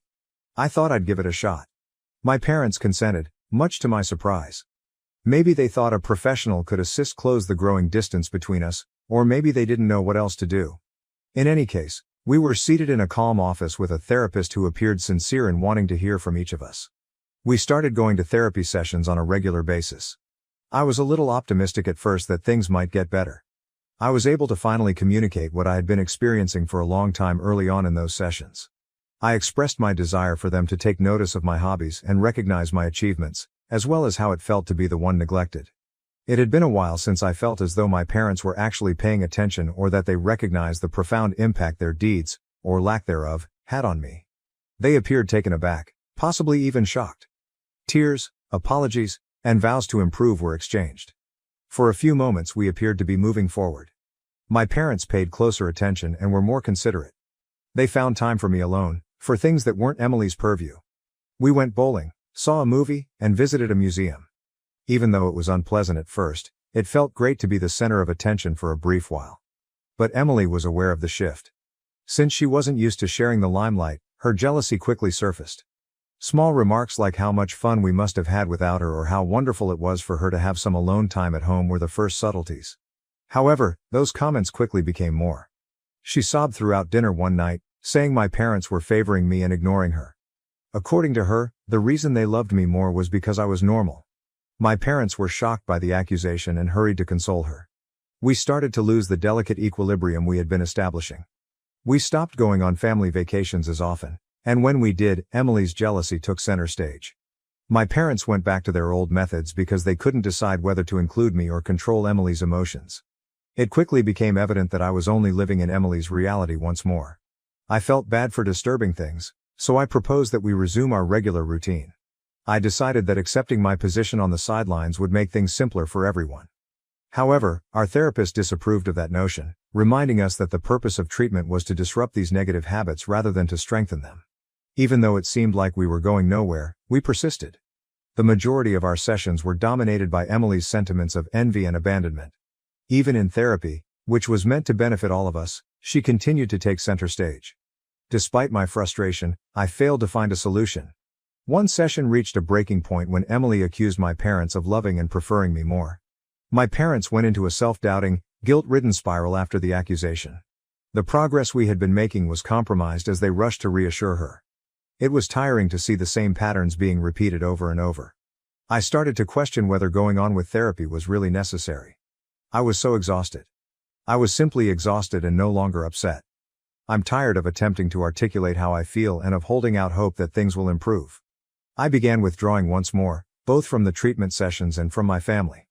I started to lose the tiny hope I'd been holding on to, the hope that perhaps things could be different. That change occurred within me. I came to terms with the fact that this was the way life would be. Therapy had become just another ritual in which I expressed my emotions, only for Emily's desires and sentiments to take precedence over mine. My parents couldn't come see me since they were too involved in Emily's life. I accepted that information as true. I had lost my anger. I had exerted every effort to draw their attention to me and help them comprehend what it was like to be ignored. However, it was obvious that they were set in their ways, and I was out of energy to challenge it. I started to completely stop going to therapy. What use was it to repeat the same things over and over again if nothing was going to change? My parents were aware of my increasing distance, but they were unsure of how to respond. They seemed to be only going through the motions when they tried to interact with me. Whether they inquired about my day or made awkward attempts to strike up a conversation over dinner, there was no genuine connection. My withdrawal was also observed by Emily. She had a mixed response. On the one hand, she was glad that she was once again the center of attention.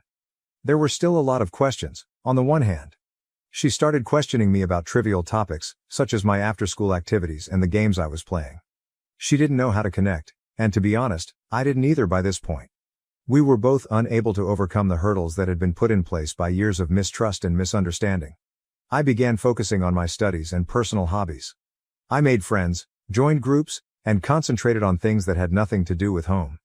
It was comforting to be surrounded by people who knew Emily yet recognized me for more than just her sibling. I came to understand that I didn't need my family's approval by spending more time at school and with friends. I could establish my own personality without having to worry for my sister's demands. One day, during a particularly difficult therapy session, everything came to a head. I had been listening in silence as the therapist brought up Emily's sentiments of envy and desertion once more. She was always the focus. I had made an effort to speak up earlier in the session, describing how it felt to be repeatedly ignored. However, the topic quickly returned to Emily's difficulties. I was used to it at this point, yet it seemed different that day. Perhaps it was the years of frustration building up, or maybe it was the understanding that I had had enough. I paused the session after taking a deep breath. I told them everything. I had the impression that my family was looking straight through me. How I had given up on the idea that things would be different. How Emily's needs always came first and birthdays, accomplishments, and little moments had become meaningless. I described how agonizing it was to watch them defend the necessity of the current situation and how I had finally realized that nothing would change. The room was quiet after I was done. My parents were surprised, as if they were unaware of how deeply I was hurting. The harm was already done, even though the therapist made an effort to steer the discussion in a more constructive direction. My parents defended themselves rather than owning up to the damage they had caused me. They discussed how difficult it was to balance everything, how important Emily's health was and how they were trying their hardest. Emily joined in, saying I was attempting to make her feel awful over something she couldn't control. When she was the one dealing with actual difficulties, she accused me of being selfish for seeking attention. I wasn't surprised by what she said, even though it hurt. The hidden lesson that my feelings were not as significant as hers was one I had heard before. The therapist made an effort to diffuse the situation, but the damage had already been done. That's when I knew nothing would change. My parents were unable to see past Emily's needs, and Emily was only able to see her own difficulties. I never really succeeded in making room for myself, so I was caught in the center. For me, that session was a turning moment. I made the decision to stop trying to make things better. I kept being caught between Emily's and my own demands after that. Now though, I was simply worn out. I had lost my anger. Peace was what I desired. The conflict was no longer interesting. I became progressively more reclusive during the following few weeks. I concentrated on my studies, looking for internships, college scholarships, and any opportunity to travel far from home and be independent at last. I started searching for distant colleges where I could start over without having to worry about the dynamics of my family. I craved distance, both physically and emotionally, even though I loved my family. I rejected my parents' suggestion that we consult a different therapist to get a different viewpoint. I had given up on attempting to fix anything that was too damaged. Despite their apparent disappointment, they didn't press the issue, either because they were growing weary of the never-ending battle or because they were starting to realize that some wounds couldn't be healed. However, Emily didn't appear to notice that I was withdrawing. She was once again the center of attention, and she was perfectly content with it. Every now and again she would inquire about my plans, but our discussions never progressed past the obvious. I didn't see a way to close the distance between us now that we had drifted apart. I became more and more preoccupied about my future. I applied to colleges, went to college campuses, and put myself into getting ready for life beyond high school. My grades improved, my friendships grew stronger, and for the first time in a long time, I felt like I was making progress toward a personal goal. I was creating a life apart from Emily, my parents, and the never-ending cycle of letdown. In the end, I received acceptance to a college in a different state. I could travel home if necessary, but it was still distant enough for me to be independent. When I told my parents, they were pleased for me, but I also felt sad. They must have seen that this was my method of bidding farewell to the family dynamics that had continuously molded me. They made no effort to persuade me to remain nearer to home. Rather, they only sent me their best wishes and said they would come see me when they could. I felt as though a burden had been removed when I left home. The independence that came with living alone thrilled me. I moved into a tiny dorm room after packing my belongings. The initial weeks were peculiar. The silence and the lack of Emily's incessant demands were unfamiliar to me. However, I quickly adapted to my new existence. I joined groups, made new friends, and found that I liked having my own identity. I was able to be myself for the first time in years, not the forgotten sibling, not an afterthought, just me. It was freeing. I discovered that I didn't miss home as much as I had anticipated as the months went by.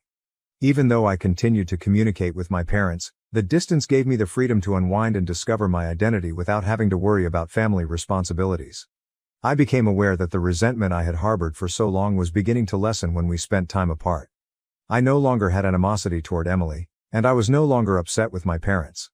Even though I hadn't always appreciated their best efforts, I now realized that they had done the best they could. Learning to let go of my expectations brought me serenity. Life in college was enjoyable. I was surrounded by individuals who noticed me, paid attention to me, and gave me a sense of acceptance. These close companions turned into family. We commemorated accomplishments, birthdays, and even the minor triumphs that my family had frequently disregarded. I was no longer only an afterthought for the first time. Being a part of something was an incredible feeling. Even though I had discovered a new sense of belonging, I still missed my family. I stayed in touch, but we only had surface-level interactions. The deeper problems that had afflicted us for so long were never explored. Reopening old wounds was something I wasn't sure I was ready for. So, liberated from the shadow of my past, I carried on living my life and making it genuinely mine. It wasn't flawless, but it was sufficient. I had been looking for a place where I could just be myself all my life. I had finally located that location. With time, the distance between my family and I became more about emotional isolation than it was about geographic distance. I was finally starting my own life without the burden of my family's past. I wasn't just existing at college, I was thriving. For the first time, I felt appreciated and seen for who I was, not only for what other people at home had classified me as, and I made friends who truly liked me. I would still occasionally contact home, mostly out of duty, but those conversations always felt pointless. My parents would nod courteously when I told them about my friends or school, but it was always obvious that Emily was still very important to them emotionally. As soon as I brought up her name, the topic of conversation would go back to her most recent health information, difficulties she was facing, and how she was handling everything. When it felt that my life was merely a footnote in their world, it was hard to stay involved in such discussions.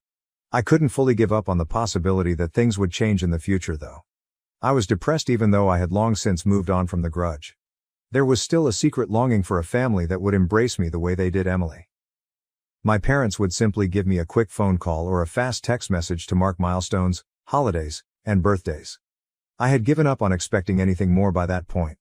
I rejoiced with my pals, who had become my real family. They were the ones who made me feel important, who remembered my birthday, and who were there for me when I needed them. During my last year of college, I made the decision to spend Christmas at home 1 year. Since I hadn't been there in a long time, I reasoned that perhaps enough time had gone by for things to feel different. Perhaps I had changed and matured enough to manage the dynamics that had before overwhelmed me. The house was the same when I got there, yet something felt different. Maybe I was the difference. Perhaps the area that had made me feel so small was now too small for me. My parents' cordial welcome gave me a fleeting optimism that this visit would be unique. However, the old patterns quickly reappeared. Once more, Emily was at the center of every discussion, her needs, her challenges, her accomplishments. I listened politely, but as the days passed, I noticed that I was emotionally withdrawing and reverting to the corner I had occupied for so long. It seemed as though I had never been gone. Christmas morning was the decisive moment. My folks hadn't remembered to buy me anything. There was nothing for me as we sat around the tree exchanging gifts, no name-branded item, no sign of appreciation. I saw Emily's happiness light up the room as she opened her presents. My parents valued her so highly that they were oblivious to my silent existence. My life had been fashioned by years of overlooked milestones, forgotten birthdays, and subtle neglect, all of which were brought back to me in that moment. This time, however, I experienced acceptance rather than rage or sadness. I had finally come to the point where I didn't require their approval or affirmation. I didn't need them to congratulate me because I had learned to do it on my own. I silently packed my belongings that night and departed early the next morning. There was no conflict, no spectacular departure. I was aware that I had at last reconciled with my childhood family. Knowing they wouldn't change, I just turned away. However, I realized that I no longer required their space. In a family that didn't know how to provide for me, I had spent years trying to find a place for myself. In the world I had created for myself, I had discovered that place somewhere. Life continued. I got a job in a distant place after graduating with honors from college. It was everything I had ever wanted. A new beginning, a clean slate, unencumbered by my family's past, and the freedom to become who I truly wanted to be. For the first time, I felt genuinely pleased with what I had achieved, and my friends joined me in celebrating by throwing a party in my honor. I became acutely aware that my happiness was independent of my family after spending time apart from them. We never delved into the underlying concerns that had created our relationship. Instead, our interactions remained superficial when I periodically visited home. And that was all right. I had given up attempting to alter the fact that Emily would always come first for my parents. As the years passed, my life kept changing in unforeseen ways. I created a life that felt completely unique, surrounded myself with people who appreciated me, and got a job I enjoyed. I had discovered how to be happy without looking to my parents for attention or praise. I still occasionally think about my family, including Emily and her life to this day, as well as my parents, who still focus on her. I'm curious whether they ever consider me. If they ever consider what they missed or how things ended. I don't think about it though. I've moved on and accepted that things will always be difficult in my connection with them. In my opinion, a family is made up of everyone who supports you, accepts you for who you are, and loves you without conditions, not only your biological relatives. With more love and support than I ever imagined, my friends have grown to be like family. Though I've learned to love myself enough to let go of the desire for their approval, I will always adore my parents. The fact that I've created a happy life is ultimately what counts. I am incredibly thankful for the lessons I have learned, the strength I have acquired, and the person I have become as I sit here now and think back on the path that has led me to this point. I never lost myself, even though my family may have forgotten me in many ways. And that's what matters most of all, I've come to realize. My brother stole my girlfriend and framed me. Now, 6 years later, they're all begging for forgiveness. I, 24M, feel as though the ones who were meant to love me the most have ripped my life apart. I'm still having trouble accepting that this all began 6 years ago. I had been dating Emily, 24F, since high school. We grew up with our parents, who were childhood friends, and our families were quite close. I believed that I would eventually wed her. We had acquaintances, attended the same schools, and even took family trips together. I genuinely thought we would be together forever because she was my first love. Alex, 28M, my older brother, comes next. He has always been my parents' favorite child, smart, gregarious, and successful. Before everything broke apart, I didn't think it would matter. Emily accused me of sexually assaulting her 6 years ago. I was caught off guard. Why would she say something like that when we had been together for years? It was unbelievable to me. Alex intervened and supported her, which made everything worse. He claimed to have been protecting her when he told our parents that he had witnessed me acting improperly toward her at a party. My parents immediately accepted his story. My side of the story wasn't even requested. They had complete faith in Emily and Alex. The entire community turned against me and I was expelled from the house in a matter of days. I had considered Emily's family to be a second family, but they also severed all connections. My reputation, my family, and my girlfriend were all lost. My parents informed me that unless I received assistance for something I hadn't even done, they would not want to see me again. I had nowhere to go at the age of 18. In the end, I crashed at a friend's house, but I was devastated on an emotional level. I resorted to drunkenness and melancholy, doing everything to dull the hurt of being dumped and wrongly accused by the people I trusted most. I had a hard time moving on for years. I started going to treatment, moved to a new city, and gradually started to restore my life. But I was still troubled by the treachery. I was so afraid that others would be unfaithful to me like Emily and Alex that dating was practically impossible. I never made an effort to get in touch with my family, and they never did. They expelled me on false pretenses, and I couldn't forgive them for it. Then everything changed around 6 months ago. Lisa, an old friend of Emily's, contacted me. She informed me she had to confess something because she could no longer bear the guilt. Lisa disclosed that while we were still together, Emily and Alex had been seeing one other behind my back. They had been in love for years. They made up the fake accusation to get me out of the picture when Emily decided to leave me for Alex. Alex was confident that my parents would believe him, and it was successful. After I got kicked out, Emily and Alex started dating. They are now married and appear to be leading a beautiful life, while I was left to deal with the fallout. Lisa went to my parents after being honest with me. She wanted them to know that they had thrown away their son for a lie because she could no longer bear to know the reality. My folks were surprised. Lisa clarified how Alex had deceived Emily and how they had both made me the victim. Soon after, my parents contacted me and begged to meet and speak. They were inconsolable, sobbing over the phone as they apologized for not trusting me. They acknowledged that their love for Emily and their faith in Alex had caused them to become blinded. Initially, I was angry instead of feeling satisfied that I had finally been proven right. They wanted to make things right as if nothing had happened, even if it took them 6 years to discover the truth. The worst thing? Alex and Emily are forgiven. According to my parents, family is family, and what's done is done. They have even let Emily back into their lives and still adore Alex. They now want us all to make amends, move on from the past, and pretend that I wasn't destroyed by the previous 6 years. Their most recent attempts to contact me have gone unanswered. I'm not sure if I'll ever be able to forgive them for their actions. Because Alex and Emily are family, they expect me to simply get over it, after throwing me out on false pretenses and leaving me when I most needed them. So, even after my family learned the truth, am I the fool for severing our relationship? Relevant comments. Telling them that you don't want to be a part of their life as long as they continue to have Alex and Emily in them is quite reasonable. They ought to hold Alex and Emily accountable and disown them if they genuinely regret their actions. That makes perfect sense. Definitely not a fool. I don't think I would want them back either, given the harm done in the 6 years it took to find out. The golden child will always be preferred by parents like them. It required a bystander to come forward and expose this horrible plot 6 years after the OP lost all ties to his former life. I would really consider bringing a slander lawsuit against OP's brother and his ex because they are all terrible people. The members of your family wish to ignore this. They ought to have invested the same amount of effort in repairing your reputation and severing your connections with Emily and Alex. Going back to this familial dynamic would only make things worse for you. Moving on with your life and avoiding further pain is the wisest course of action. Update. Hello to everybody. I've read all of the suggestions and remarks made by others. I want to start by saying thank you so much for your support, which truly helped me put things in perspective.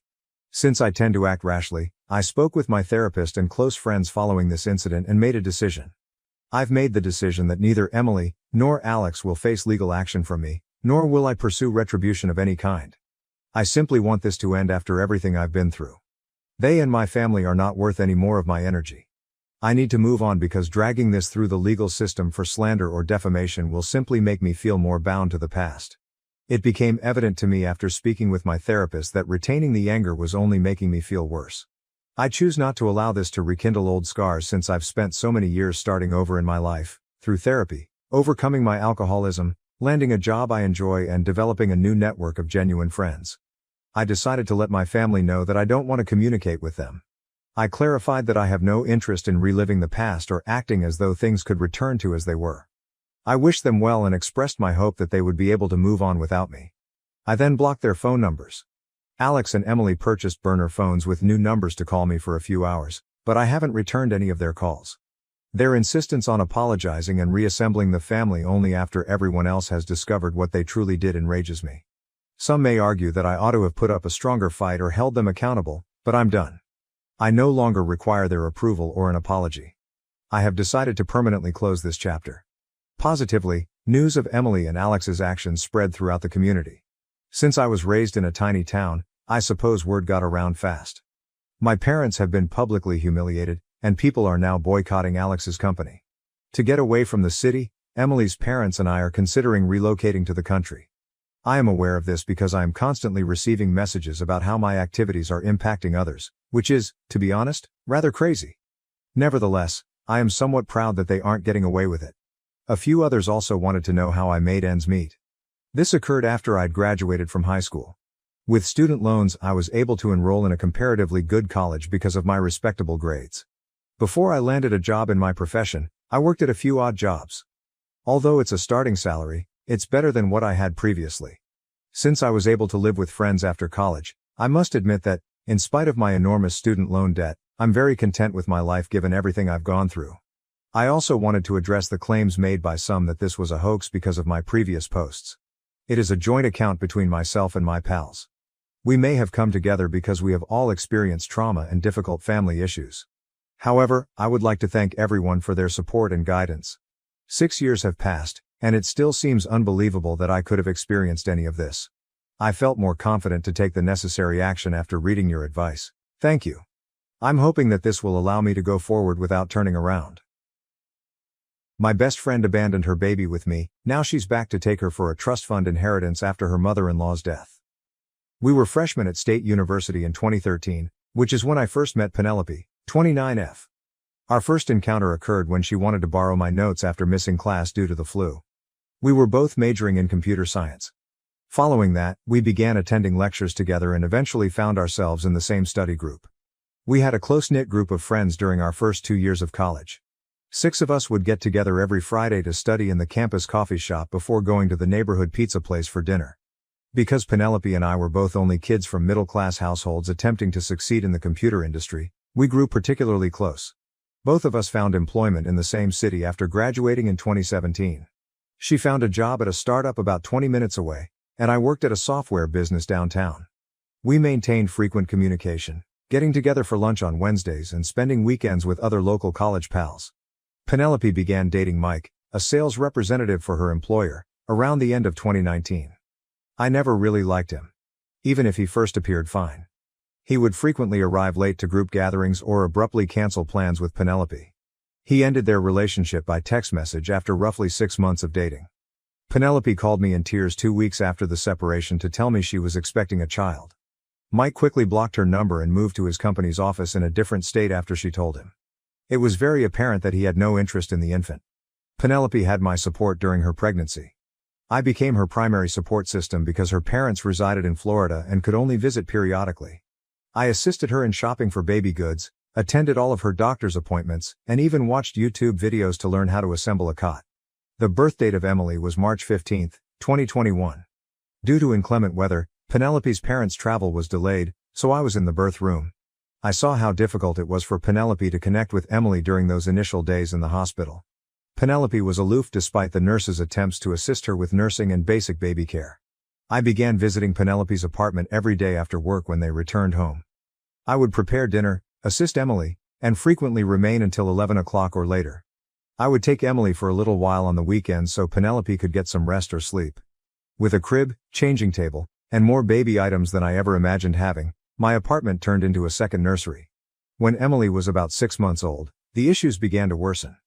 Penelope would phone me in the middle of the night to tell me that Emily's crying was too much for her to handle. Occasionally, when I got there, Emily would be crying in her crib and Penelope would be sitting on the couch. Penelope began skipping work a lot and hardly ever left her apartment.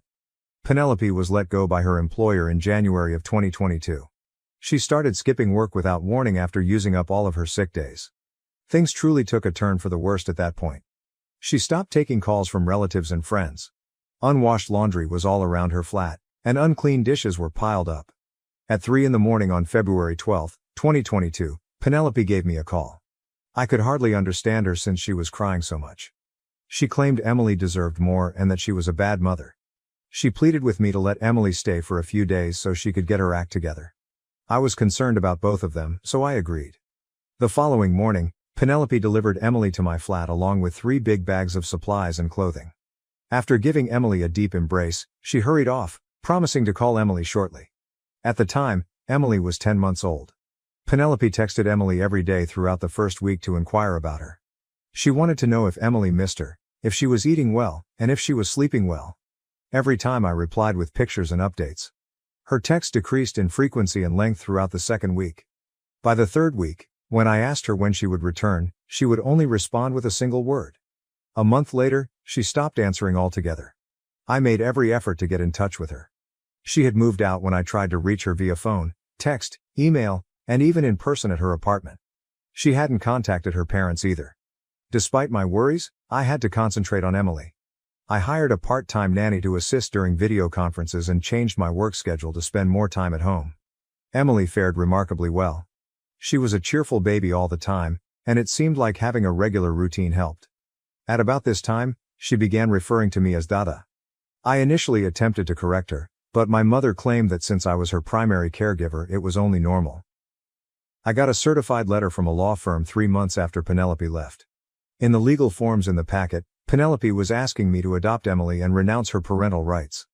In a brief letter, she expressed her inability to become a mother and her belief that Emily would live a better life with me.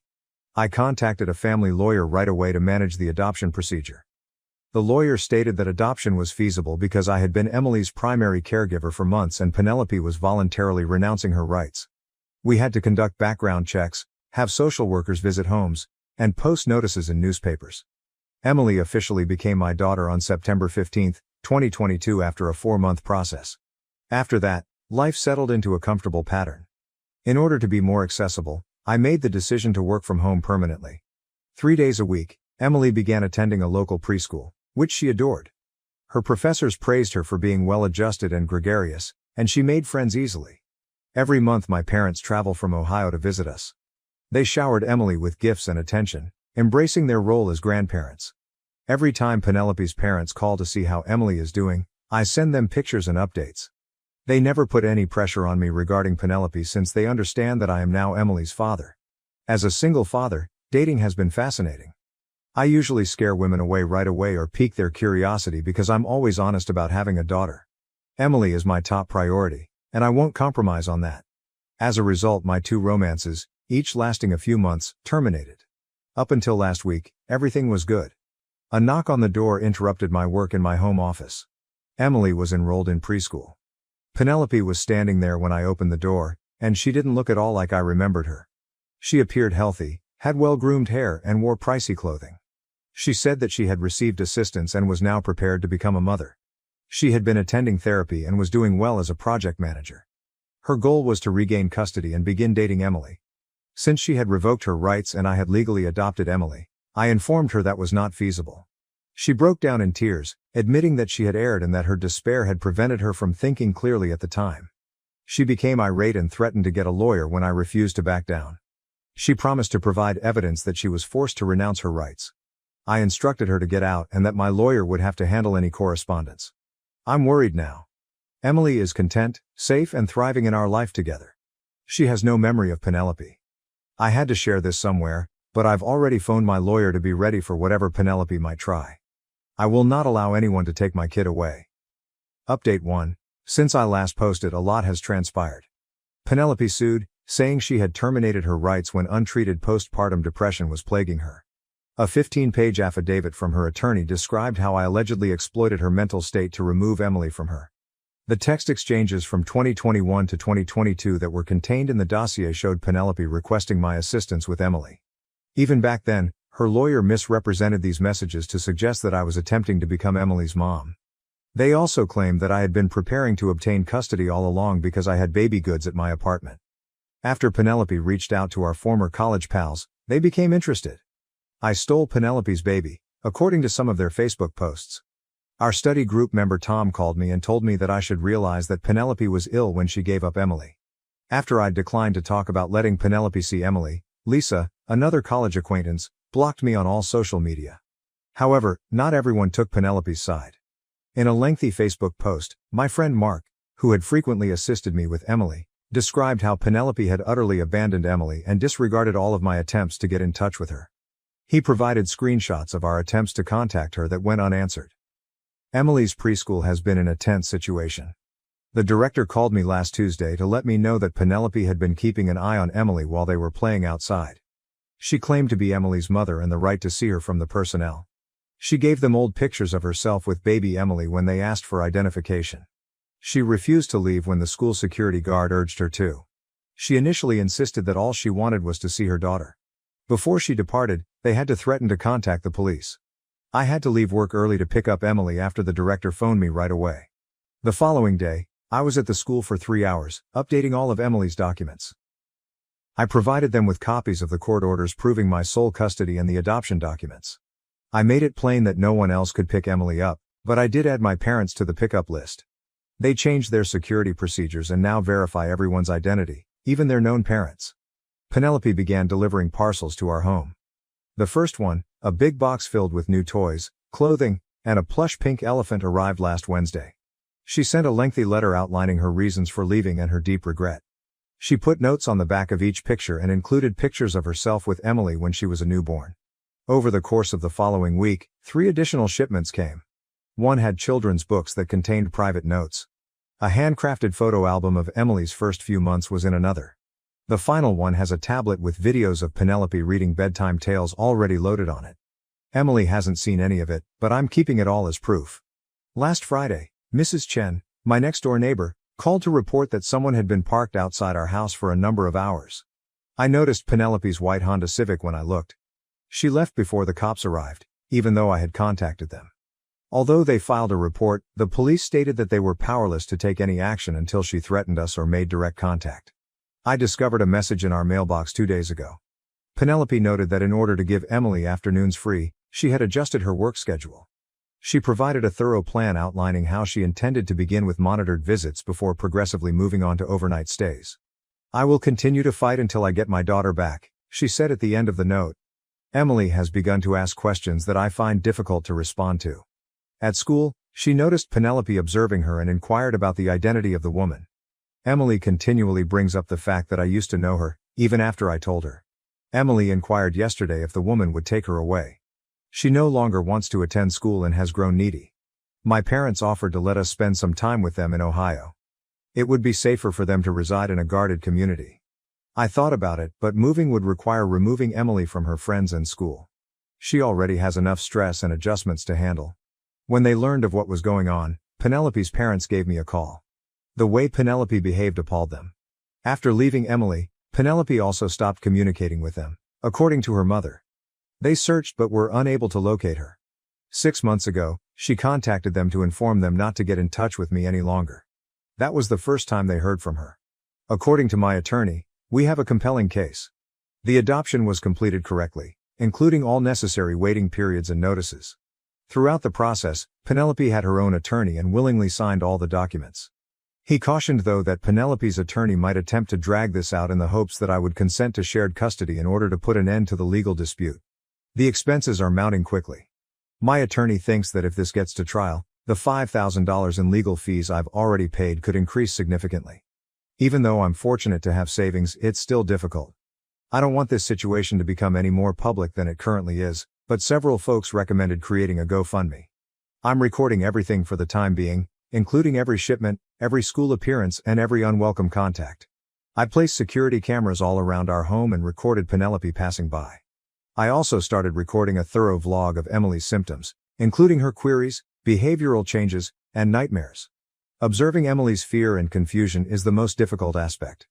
Every time someone knocked, she used to dash to the door. She is now hiding in her room.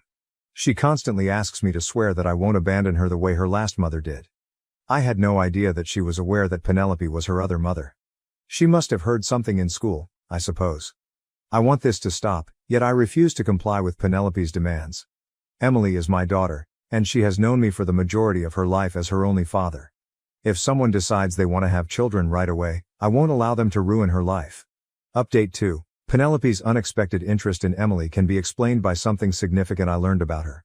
I received a Facebook message from Rachel, a nurse who used to work with Penelope at her previous hospital employment. She informed me that Penelope is now married to a wealthy Boston businessman and had another child 6 months ago. I received screenshots of Penelope's picture-perfect life from Rachel's private social media sites. She publishes pictures of her new baby boy, writes about charitable activities, and resides in a big house in a wealthy suburb. She discusses how parenthood transformed her life and the pleasures of being a first-time mother in each post. As Penelope's supervisor, Rachel had access to Penelope's old work emails, which contained the most crucial information. Penelope talked about her mother-in-law's final illness and a family trust fund that would be given to all of her grandkids upon her passing in these emails from 8 months ago. My lawyer did additional research and discovered more information. Last year, Penelope wed Robert Anderson. In Massachusetts, his family operates a series of upscale auto dealerships. Robert and his whole family were informed by Penelope that she had never been married or had children. For more than a year, she has been sharing on social media about her first experiences with parenthood and her new daughter. We also learned that precisely 1 week after Robert's mother passed away, Penelope began her custody battle. Penelope's mother-in-law left a multi-million-dollar trust fund, designated only for her biological grandkids. Each grandchild receives an equal share at turning 25 in accordance with the conditions of the trust. Things began to make sense when the time frame was reviewed. 2 weeks before her mother-in-law's passing, Penelope started passing our house on her way home. Only a few days after the death, the custody lawsuit was filed. She wants Emily to inherit anything, but she isn't attempting to get Emily back because she wants to become a mother. Rachel sent us Penelope's text chats with her friend Kate, which contained the most unsettling evidence. Penelope noted that she had to bring Emily back before the specifics of the trust money were decided. She discussed how she could explain Emily's existence to Robert by claiming that she had previously been too embarrassed to do so. She even intended to claim that while she was starting her career, she had temporarily placed Emily in my care. My attorney presented all of this evidence to Penelope's attorney. Then, with both attorneys present, Penelope asked for a private meeting. She revealed everything during the meeting. She claimed that although she felt bad about parting with Emily, she hadn't considered doing so until she found out about the trust fund. She believed she could use the inheritance money to make one for her past transgressions and provide Emily with a better life. Finding out that Penelope had hired a private investigator to follow us 3 months prior, long before she arrived at our door, was what really infuriated me. The PI collected data about our daily schedule and took pictures of Emily at school. Penelope knew just when to visit our home and when to get Emily up from school because of this. Emily is feeling the effects of the situation. She now pulls her blanket into my room every night instead of sleeping in her own room. I discovered her attempting to fit her favorite toys into her school backpack last week. She told me that she wanted to be prepared in case she had to go like her old mom did when I questioned why. At school, she overheard children discussing how the woman observing them was someone's mother who had left. I concluded that Emily needed expert assistance to handle this circumstance. I discovered a child psychologist who focuses on custody and adoption matters. So far, we've had 2 sessions. According to the psychologist, Emily is exhibiting symptoms of anxiousness, but she believes that with steady support and stability, she will be all right. Through all of this, Penelope's parents have been unexpectedly supportive. All of Penelope's emails and communications throughout the years, including ones in which she expressly stated that she would never want to see Emily again, were forwarded to me. They also gave a statement explaining how, after leaving Emily, Penelope stopped communicating with them and refused their assistance. Next month is the scheduled court date. With all of the fresh information on Penelope's actual intentions, my lawyer is really optimistic about our case. In order to prevent Penelope from seeing Emily or me, he is submitting a motion for a permanent restraining order. My parents helped me pay for the more than $12,000 in legal bills I've incurred over the past month. They stated that rather than risk losing their granddaughter, they would choose to spend their retirement funds now. I don't know if I could have fought this war alone, therefore I'm thankful for their support. Update 3. Last Monday, the legal case came to a close. When all of the court records and evidence were provided to Robert anonymously, Penelope's scheme fell apart. He attended the last hearing and discovered the whole truth about Penelope's history and current behavior. The judge examined all of the evidence for 4 hours. The text messages revealing Penelope's scheme to claim the trust fund funds piqued her curiosity the most. In addition, Penelope's hired private investigator testified that she had paid him to follow us months before she even tried to get in touch with Emily. During his testimony, Robert described how Penelope had deceived him and his family for 2 years. He disclosed that, on the grounds that she wants to adopt underprivileged children in the future, Penelope had pushed him to amend the terms of his mother's trust fund to include adopted children.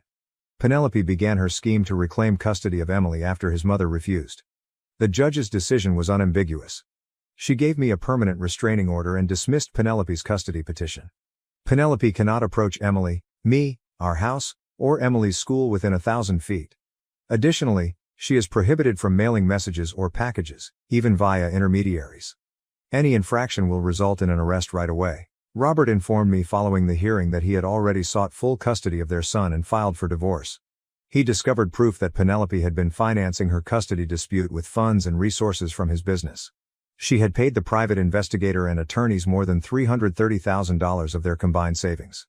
When her manager discovered that Penelope had been using company time and computers to monitor us and plot her custody battle, she lost her job at the investment firm where she was employed.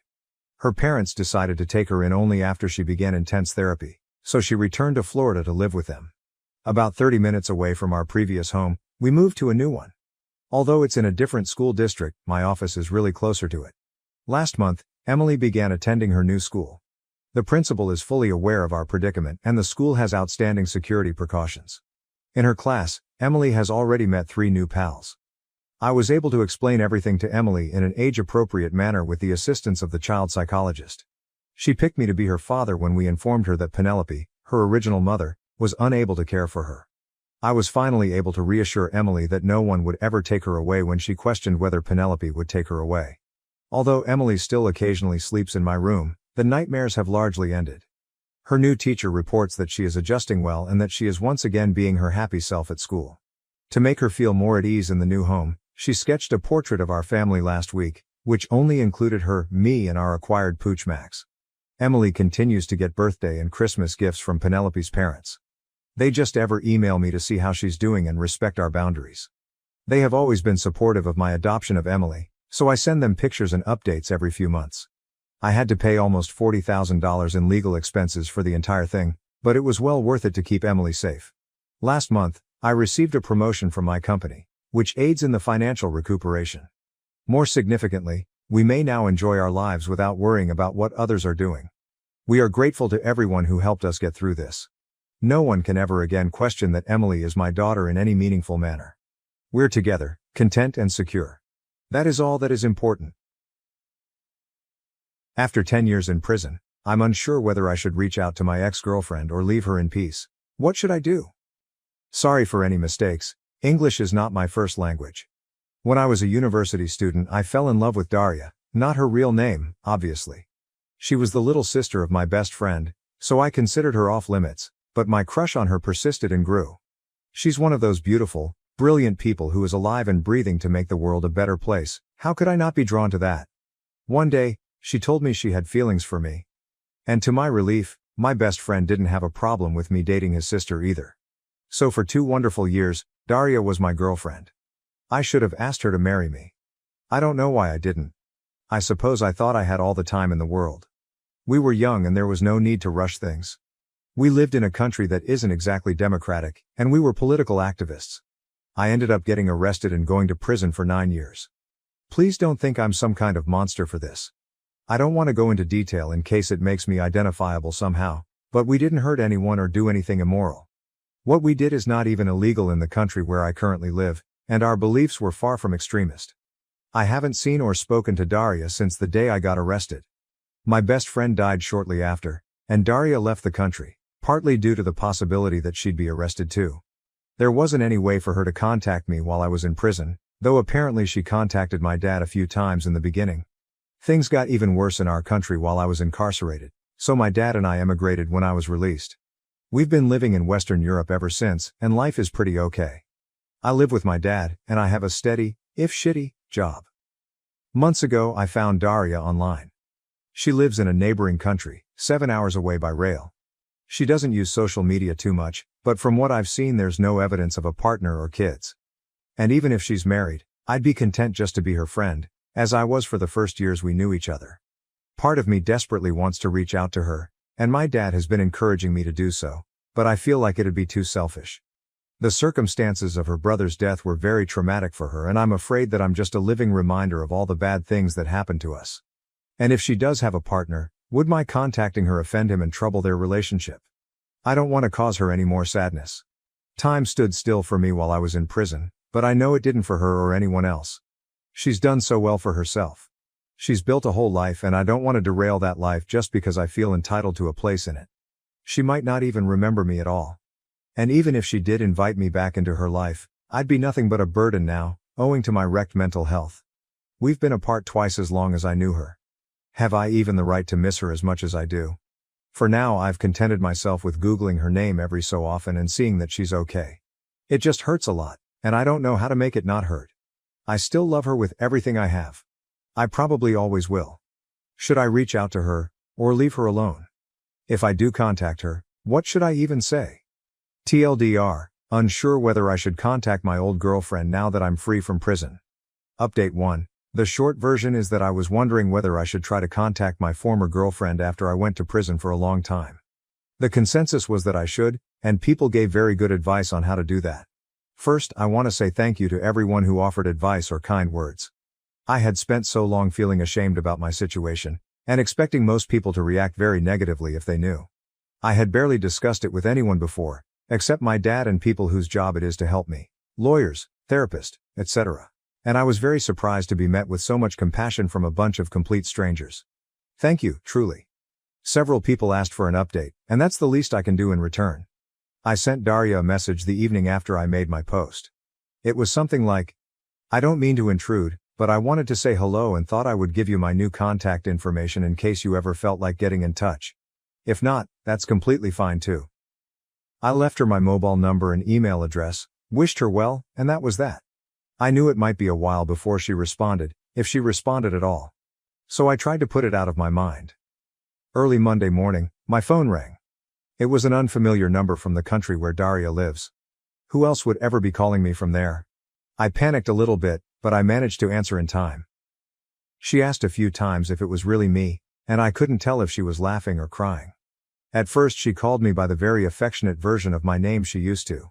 But then she quickly apologized and corrected herself, which broke my heart a little bit. It was an awkward phone call, but not in a bad way. I was extremely nervous, and it seemed like she was too. But happy also. Some of you mentioned that Daria would want to know that I was safe, and this was more true than I could have guessed. Because unrest in my country increased a lot during the last year I was in prison, she was afraid that they would decide to quietly kill me rather than let me go. There are documented cases of other prisoners like me having met very suspicious ends in the months before my release, so it wasn't a totally unreasonable worry. She also said she repeatedly tried to send me parcels of supplies and put money on my commissary account, but her attempts were rejected without explanation. After my sentencing, I was not allowed to receive correspondence or to have a commissary account at all, because of the classification of my crimes, so she was forced to give up. She told me this as an apology, as if I would have been disappointed with her for not helping me more. I had no idea she had done any of that. I do know that it was not a safe thing for her to do, and I feel terrible that she put herself at risk trying to make me a little more comfortable. She didn't seem to want to talk about what happened any more than that, and so we didn't. We changed the subject to more light-hearted things. Our jobs, the cities where we live, how my dad is adapting to a new country, etc. When she arrived at work and had to end the phone call, she asked if I wanted to continue talking through a messaging app. Obviously I said yes, and downloaded it immediately. We sent messages throughout the day, and she even interrupted her commute home to send me a picture of a restaurant modeled after one of my favorite books, just because she thought I would like it. She told me that she thought of me every time she saw it, but unfortunately the restaurant itself was not so good. I was afraid she wouldn't remember me, but she even remembers the things I like to read. She remembers a lot of little things, even stuff I forgot.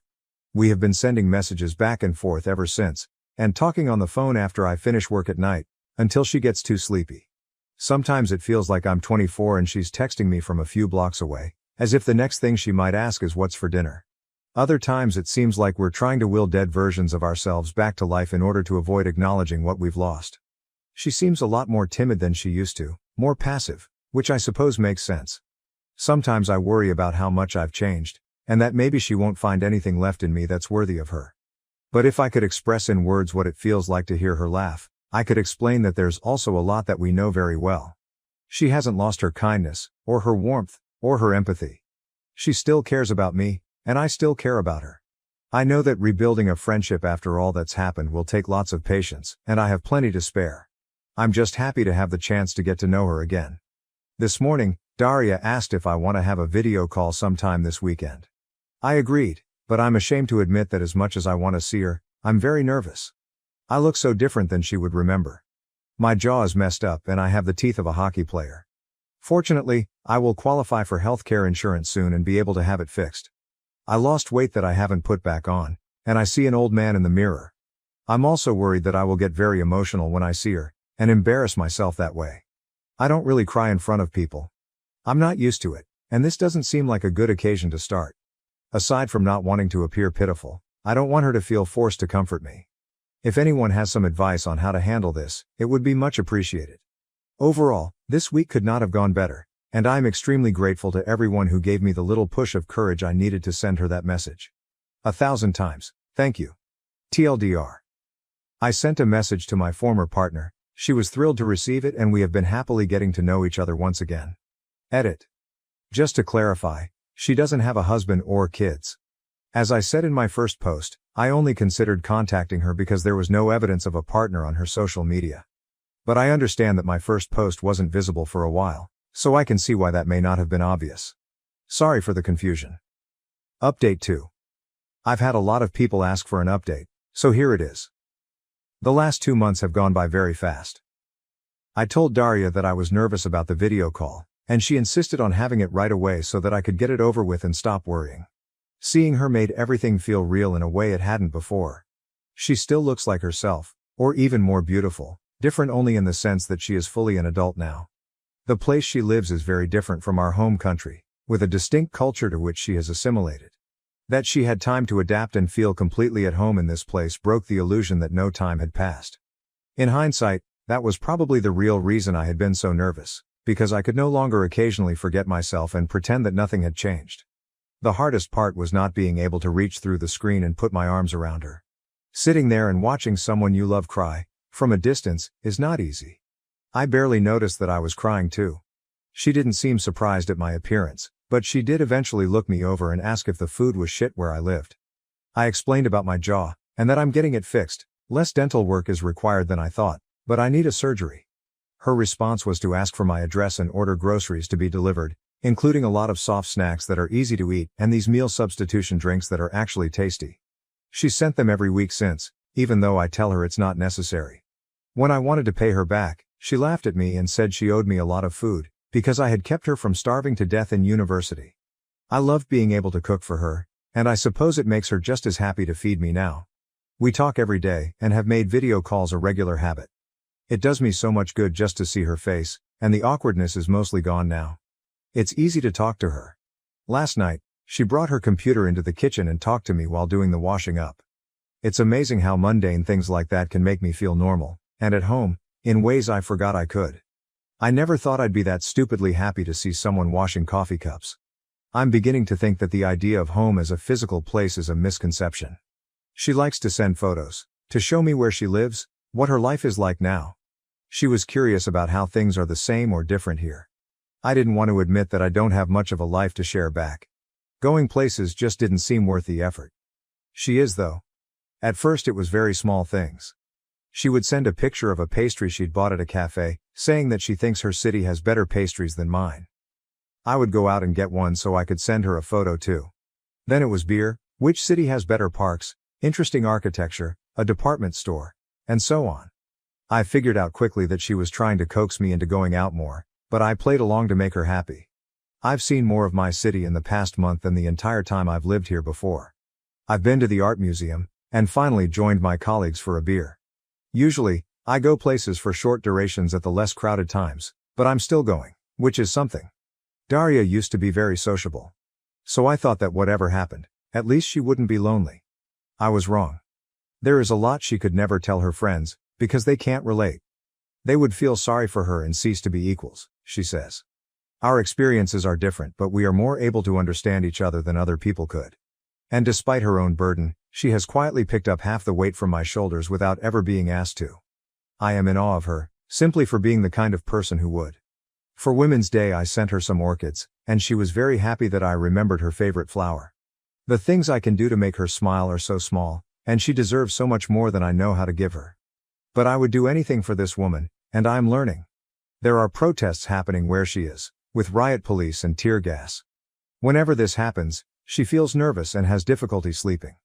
Now, at least I can stay on the phone with her at night so she's not alone. Aside from the anxiety, there is also a sense of nostalgia. She talks about when that was us, making noise in the street. I'm glad she has good memories too and doesn't have to be alone with them anymore. Finally, the reason I'm updating now. She is coming to visit. We were talking last night and I mentioned that a church near me has special windows designed by an artist she loves, and I was thinking about going to see them eventually. She said it would be unfair of me to go without her, so I invited her to come with me. And then somehow it turned from vague future plans to being scheduled for next Saturday. She was going to come for the day, but I told her it was silly to travel so far to stay for such a short time, and suggested she stay the entire weekend. So she will be here from Friday until Sunday. I haven't really had time to be nervous yet, but I'm sure I will. Thank you again to everyone who has given advice or encouragement, it is very much appreciated.